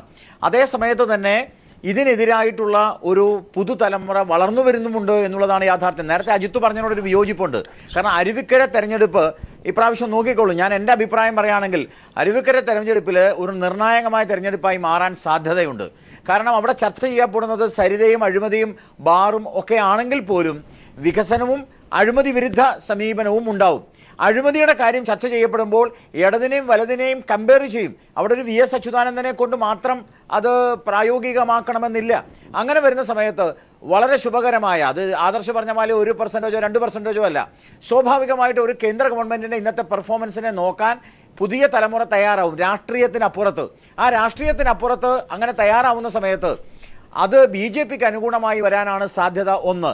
രണ്ടാമത്തെ കാര്യം, ഒരു കാര്യം ഉറപ്പാണ്, കാർത്തികേയൻ്റെ മരണവുമായി ബന്ധപ്പെട്ട് ചില മാനസികമായിട്ടുള്ള, ഇപ്പം അദ്ദേഹത്തിൻ്റെ പ്രിയ പത്നിയാണ് മത്സരിക്കുന്നതെങ്കിൽ ഒരു പക്ഷേ മാനസിക ബന്ധമൊക്കെ ഉണ്ടെങ്കിലും ഈ തെരഞ്ഞെടുപ്പ് UDFനെ സംബന്ധിച്ചുള്ള ഒരു മരണമണിയാണ് എന്നുള്ളതിൽ യാതൊരു സംശയവുമില്ല. ഇന്നത്തെ പുതിയ തലമുറയിൽ നേരത്തെ ഫക്രുദ്ദീൻ പറഞ്ഞ പോലെ പുതിയ തലമുറ ഒരു കാലഘട്ടത്തിനപ്പുറത്ത് ചിന്തിച്ചുകൊണ്ട് കേവല രാഷ്ട്രീയത്തിനപ്പുറം കേരളത്തിനെ വളർത്തുവാനും കേരളത്തിനെ മുന്നോട്ട് കൊണ്ടുവരാനും ആഗ്രഹിക്കുന്ന ഒരു തലമുറ കേരളത്തിൽ വളർന്നു വരുന്നുണ്ട്. അവർ വികസനം ആഗ്രഹിക്കുന്നുണ്ട്. അതുകൊണ്ടാണ് കഴിഞ്ഞ തെരഞ്ഞെടുപ്പിൽ BJPക്ക് നരേന്ദ്രമോദിക്ക് കേരളത്തിൽ വർദ്ധിച്ച. ശരി, നമുക്ക് തിരിച്ചു വരാം. എല്ലാ പാനലിസ്റ്റുകൾക്കും ഷാജൻസ് അറിയാം. നമുക്കറിയാം ഈ ഇപ്പോൾ കേരള കോൺഗ്രസ്, ബാർ കോഴ, KM മാണി, ഒപ്പം UDF ഘടകകക്ഷികൾക്കുള്ള അസ്വാരസ്യങ്ങൾ, കോൺഗ്രസിൽ തന്നെ പടലപ്പിണക്കം, ആഭ്യന്തര വകുപ്പിനെതിരെ ഇപ്പോൾ KM മാണി തന്നെ ശബ്ദം ഉയർത്തിയിരിക്കുന്നു. ഇതൊക്കെ വെച്ചാണ് അരുവിക്കരയിലേക്ക് പോകുന്നത്. അരുവിക്കര വളരെ കൃത്യമാണ്. LDFൻ്റെ സ്ഥാനാർത്ഥിക്കാണ് ജയസാധ്യത. LDF സ്ഥാനാർത്ഥി തന്നെ ജയിക്കും. അല്ലെങ്കിൽ പറഞ്ഞ ഗോപാലകൃഷ്ണൻ പറഞ്ഞ മാതിരി സുലേഖ ടീച്ചറാണ് മത്സരിക്കുന്നതെങ്കിൽ കുറച്ച് മുൻതൂക്കം ഉണ്ടാവാം, ജയിക്കുന്നില്ല. അല്ലാതെ ഏത് സ്ഥാനാർത്ഥി എത്തിയാലും, കാരണം ഇപ്പം ഇതിനകത്ത് പ്രോബ്ലം നിയമസഭയിൽ എങ്ങനെ പ്രതിഫലിക്കും എന്നുള്ളത് ബാധകമല്ല. ഇപ്പോഴുണ്ടായിരിക്കുന്ന ഈ അഴിമതി ആരോപണങ്ങളും KM മാണിയുടെ വാർക്കോഴയും സരിത അടക്കമുള്ള കാര്യങ്ങളോട് പ്രതികരിക്കാൻ ജനങ്ങൾക്ക് കിട്ടുന്ന അവസരമാണ്. തീർച്ചയായും ജനങ്ങൾ പ്രതികരിച്ചിരിക്കും. പ്രത്യേകിച്ച് വിജയകുമാറിനെ പോലൊരു സ്ഥാനാർത്ഥിയാണ് അരുവിക്കരയിൽ വരുന്നതെങ്കിൽ ഇതിൽ ഒരു തർക്കവും വേണ്ട, വലിയ ഭൂരിപക്ഷത്തിൽ തന്നെ അരുവിക്കര ജയിച്ചിരിക്കും. BJPക്ക് കുറച്ച് വോട്ട് കഴിഞ്ഞ തവണത്തേക്കാൾ കൂടുതൽ വോട്ട് കിട്ടുകയും ചെയ്യും. കാരണം മുമ്പ് പറഞ്ഞ മാതിരി മോഡി കേന്ദ്രത്തിൽ ഇരുന്നു കൊണ്ട് ഭരിക്കുന്ന ഒരു മാതൃകാ ഭരണമുണ്ട്, നമ്മളത് അംഗീകരിച്ചു പറ്റൂ. അതിൻ്റെ ഒരു സപ്പോർട്ട് ഉണ്ടാവുകയും ചെയ്യും. പക്ഷേ കോൺഗ്രസോ UDFോ ഒരു തരത്തിലും. പക്ഷേ ഇത് നിയമസഭാ തെരഞ്ഞെടുപ്പിൽ ഇങ്ങനെ ആവർത്തിക്കുമെന്ന് പറയാൻ പറ്റത്തില്ല. ആദ്യം ഇദ്ദേഹം അജിത് സാർ പറഞ്ഞ പോയിന്റ് പ്രധാനമാണ്. ആ സമയത്തെ ലൈവായി നിൽക്കുന്ന വിഷയം ഏതാണോ അതായിരിക്കും നിയമസഭാ തെരഞ്ഞെടുപ്പ് സമയത്ത് നിർണ്ണയിക്കുന്ന ഘടകം. നമുക്ക് ഒരു ഇടവേള കൂടി എടുത്തതിന് ശേഷം പെട്ടെന്ന് തിരിച്ചു വരാം. അതോടൊപ്പം തന്നെ അഡ്വക്കേറ്റ് രാകേഷ് നമ്മോടൊപ്പം ഈ പാനലിലുണ്ട്. അദ്ദേഹത്തിന് എന്ത് രാഷ്ട്രീയമാണ്, ഒരു വളരെ സ്പെഷ്യലൈസ്ഡ് ആയതുകൊണ്ടാണ് കൂടുതൽ ചോദ്യങ്ങളിലേക്ക് പോയിരുന്നത്. രാഷ്ട്രീയമുണ്ടോ അല്ലെങ്കിൽ ഇതുമായി ബന്ധപ്പെട്ട് തന്നെ ഒന്ന് രണ്ട് ചോദ്യങ്ങൾക്ക് മറുപടി പറയണമെന്ന് ആവശ്യപ്പെടുന്നു. ഭരണത്തിന് മരണമണി മുഴങ്ങുന്നു എന്നുള്ളത് തന്നെയാണ് നമ്മളിപ്പോൾ ഈ ചർച്ചയുടെ അവസാന ഘട്ടത്തിലേക്ക് പ്രവേശിക്കുമ്പോൾ നമുക്ക് ചോദിക്കാനുള്ളത്. പ്രത്യേകിച്ചും സങ്കീർണമായ രാഷ്ട്രീയ പ്രശ്നങ്ങളിലേക്ക്, പ്രത്യേകിച്ചും ഒരു ഉപതെരഞ്ഞെടുപ്പ് കൂടി കേരള ജനത സാക്ഷ്യം വഹിക്കാൻ പോവുകയാണ്. ശ്രീ ഷാജൻസ് കറിയ, എന്തായിരിക്കും വരുന്ന നാളുകളിൽ ഈ ഒരു വിഷയവുമായി ബന്ധപ്പെട്ട്, പ്രത്യേകിച്ച് ഈ അഴിമതികൾ മുങ്ങി നിൽക്കുന്ന മന്ത്രിസഭ? ഞാൻ കേരള കോൺഗ്രസ് വൃത്തങ്ങളുമായി ഇടപെടാറുണ്ട്. ഇപ്പം അതിൽ പലരും അഴിമതിയെക്കാരിച്ച് അവിടെ നിൽക്കട്ടെ, അവരെല്ലാം വളരെ വ്രണിത ഹൃദയരാണ്. അതായത് ടാർഗറ്റ് ചെയ്യുന്നു എന്നുള്ള ഒരു തോന്നൽ KM മാണി മുതൽ ജോസ് KM മാണി മുതൽ കേരള കോൺഗ്രസ് വൃത്തങ്ങൾക്ക് മൊത്തമുണ്ട്. ഈ നുണപരിശോധന അതിൻ്റെ പ്രാധാന്യം എന്താ, അതിൻ്റെ റിസൾട്ട് എന്താ, അതെന്തല്ല, അതിൻ്റെ പ്രാധാന്യം എന്താവട്ടെ. പക്ഷേ ഈ നുണപരിശോധന എന്ന് പറയുന്നത് അടക്കം ഇങ്ങനെ ഈ വിഷയം ലൈവാക്കി നിർത്തുന്നത് ഒരു രാഷ്ട്രീയ അജണ്ടയുടെ ഭാഗമാണെന്നും കേരള കോൺഗ്രസിന് കോട്ടയത്തുള്ള സ്വാധീനത്തെ കണ്ടിന്യൂസ് ആയിട്ട് തകർക്കാനുള്ള ഭാഗമാണെന്നൊരു വികാരമുണ്ട് അവരുടെ ഇടയിൽ. ഇത് കൃത്യമായി പ്രതിഫലിക്കും. എങ്ങനെ തീർന്നാലും ഞാനിപ്പോഴും വിശ്വസിക്കുന്നത് കുറ്റപത്രം സമർപ്പിക്കത്തില്ല, അതിനുള്ള ധൈര്യം രമേശ് ചെന്നിത്തലയ്ക്ക് ഉമ്മൻചാണ്ടിക്ക് ഇല്ലെന്നാണ് ഞാൻ വിശ്വസിക്കുന്നത്. എന്ത് സംഭവിച്ചാലും കേരള കോൺഗ്രസിനെ മനഃപൂർവ്വം വ്രണപ്പെടുത്തി എന്നുള്ളൊരു സംവിധാനമുണ്ട്. ആ സംവിധാനം UDF എന്ന് പറയുന്ന സംവിധാനത്തിന് വലിയ ആഘാതമുണ്ടാക്കും. കുറച്ചുകൂടെ പരസ്യമായി അവർ രംഗത്ത് വരികയും ഈ പറഞ്ഞ ഉപതെരഞ്ഞെടുപ്പിൽ, അടുത്ത പഞ്ചായത്ത് തെരഞ്ഞെടുപ്പിൽ ഇത് വളരെ ശക്തമായി പ്രതിഫലിക്കുകയും ഇടതുപക്ഷത്തിന് തന്നെ ഗുണമുണ്ടാകുകയും ചെയ്യുമെന്ന് കർക്കശമായി വിശ്വസിക്കുന്ന ആളാണ് ഞാൻ. PJ ജോസഫ് നിലപാട് മാറ്റി തുടങ്ങി എന്ന് താങ്കൾ മനസ്സിലാക്കി? ഇല്ല, ജോസഫിൻ്റെ കൂട്ടത്തിൽ നിൽക്കുന്ന കുറച്ച് പേർക്ക് അസ്വസ്ഥതയുണ്ട്. ജോസഫിനെ അവർ സ്വാധീനിക്കാൻ ശ്രമിക്കുന്നുണ്ട്. പക്ഷേ ജോസഫ് അഡാമൻ്റ് ആയിട്ടുള്ള സ്റ്റാൻഡിലാണ്.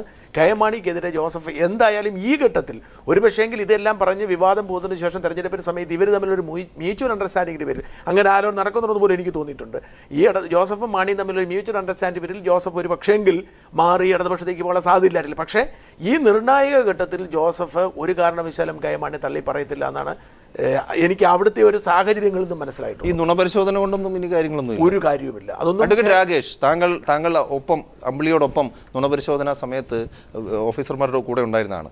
ഇപ്പോൾ ആ നുണപരിശോധനയുടെ രേഖകൾ ചോർന്നിരിക്കുന്നു. താങ്കളുടെ കയ്യിലിരിക്കുന്ന രേഖ ചോർന്ന രേഖയാണോ അതോ? ഒരിക്കലുമല്ല, ഞാൻ നിയമാനുസരണം സർട്ടിഫൈഡ് കോപ്പിയാണ് രേഖയാണ്. ഞാൻ ഇന്നലെ 25/5/2015 വിജിലൻസ് കോടതിയിൽ 152/2015 നമ്പറായ അപേക്ഷ സമർപ്പിച്ചു. അതിനോടൊപ്പം പെട്ടെന്ന് കിട്ടുന്നതിന് വേണ്ടി 580 CMB 580/2015 ഹർജി സമർപ്പിച്ചു. അല്ല, ഇപ്പോൾ ഈ ക്രൈംബ്രാഞ്ച് അന്വേഷണത്തിന് ഇനി പ്രസക്തി ഇല്ലേ? ഈ രേഖ ഇതിനെ സംബന്ധിച്ച് ക്രൈംബ്രാഞ്ച് പ്രസക്തിയൊന്നുമില്ല. ഇത് കോടതിയിൽ നിന്ന് ഔദ്യോഗികമായി ഇന്ന് അത്യാവശ്യമായി കൊടുക്കാൻ തന്നെ 3 മണിക്ക് കോടതി ഉത്തരവുണ്ടായി. 4:30 എനിക്കതിൻ്റെ കോപ്പി അവിടെ നിന്ന് സർട്ടിഫൈഡ് കോപ്പി കോടതി സീൽ ചെയ്ത് നമ്പർ ചെയ്ത് തരികയാണ് ചെയ്യേണ്ടത്. ഇത് കഴിഞ്ഞ ദിവസങ്ങളിൽ ചോർന്നല്ല, കഴിഞ്ഞ ദിവസം ഇതുമായി ബന്ധപ്പെട്ട് കുറേയേറെ വാർത്തകൾ സ്പ്രെഡ് ചെയ്തു. വാർത്ത വന്നപ്പോഴാണ് ഞങ്ങൾ പോലും അറിയുന്നത് നിങ്ങൾ റിപ്പോർട്ട് കൊടുത്തിട്ടുണ്ട് എന്നും മറ്റുമല്ല. താങ്കളുടെ അറിവിൽ കുറ്റപത്രത്തിൽ മാണിയുടെ പേരുണ്ടാവും അല്ലേ? തീർച്ചയായും ഉണ്ടാവും. കാരണം ഒരു ശാസ്ത്രീയമായ പരിശോധനയാണ് പരിശോധന എന്ന് പറയുന്നത്. അത് ലോകമെമ്പാടും പിന്തുടർന്നു വരുന്ന ഒരു പരിശോധന രീതിയുമാണ്. അതിനകത്ത് ഈ മാണിയുടെ കേസിനെ സംബന്ധിച്ച് ഏക ദൃക്സാക്ഷിയും അമ്പിളിയാണ്. ഇതിനകത്ത് പണം കൊടുക്കുന്നത് കണ്ടിട്ടുള്ളത് ഒന്ന് രാജ്കുമാർ ഉണ്ണിയും KM മാണിയും പിന്നൊന്ന് അമ്പിളിയുമാണ്. ഇതിനകത്ത് അമ്പിളി മാത്രമാണ്. അല്ല, പൈസ കൊടുത്തു എന്നുള്ളത് ലോകത്തുള്ള എല്ലാവർക്കും അറിയാം. അത് ഷാജൻ സ്കറിയ പറഞ്ഞ പോലെ KM മാണി മാത്രമല്ല, നിങ്ങളും പറയാത്ത കുറെ പേരുകളുണ്ട് ഇനി. അപ്പോൾ തീർച്ചയായും അമ്പിളിയുടെ മൊഴിക്ക് അതിൻ്റെ പ്രാധാന്യമുണ്ട്. അല്ല, ബിജു രമേശ് MLA-മാർക്കും മന്ത്രിമാർക്കും ഒക്കെ നടന്നു കൊടുത്തിട്ടുണ്ട്. 20 കോടി ബാബുവിന് കൊടുത്തിട്ടുണ്ട്. മാണിക്ക് 2 കൊടുത്തു. അപ്പൊ ഇത് മാത്രം പരിശോധനയിൽ മാണിയെ മാത്രം നിങ്ങളും ടാർഗറ്റ് ചെയ്യരുത്. അതാണ് ഷാജൻ സ്കറിയ പറയുന്നത്. ഈ കേസിനെ സംബന്ധിച്ച് ശ്രീ എന്തായാലും വിടില്ല അല്ലേ? അമ്പിളി ശ്രീ ബിജു രമേശ് വിടില്ല. അമ്പിളി വിജിലൻസ് നൽകിയിട്ടുള്ള മൊഴി അത് ശാസ്ത്രീയമായി ശരിയാണ് എന്ന് വിജിലൻസ് അമ്പിളി കള്ളം പറയേണ്ട കാര്യമില്ല, കണ്ടെത്തുകയും ചെയ്തു. ഈ അടൂർ പ്രകാശാണ് ഇതിന്റെ യഥാർത്ഥ വില്ലെന്ന് പണ്ട് പോലെ. ഇത് ആരുമേ അടൂർ പ്രകാശിനെ ചോദ്യം ഉമ്മൻചാണ്ടി ആയിക്കോട്ടെ, ബിജു രമേശിന്റെ അടുത്ത ബന്ധുവാകും, വളരെ അടുത്ത സുഹൃത്തുക്കളും ബന്ധുക്കളും. നമ്മൾ ഈ ചർച്ച അവസാനിപ്പിക്കുകയാണ്. വളരെയധികം നന്ദി അഡ്വക്കേറ്റ് രാകേഷ്, അതോടൊപ്പം തന്നെ മുൻ ചീഫ് സെക്രട്ടറി CP നായർ, മാധ്യമപ്രവർത്തകരായ ഷാജൻ സ്കറിയ, അജിത് കുമാർ, ഒപ്പം രാഷ്ട്രീയ നിരീക്ഷകരായ ഫക്രുദ്ദീൻ അലിയും VK ആദർശും, രാഷ്ട്രീയ നേതാവായ BJP-യുടെ അഡ്വക്കേറ്റ് B ഗോപാലകൃഷ്ണനും പ്രത്യേക നന്ദി. ന്യൂസ് NVC-ൽ ഒരു ഇടവേള.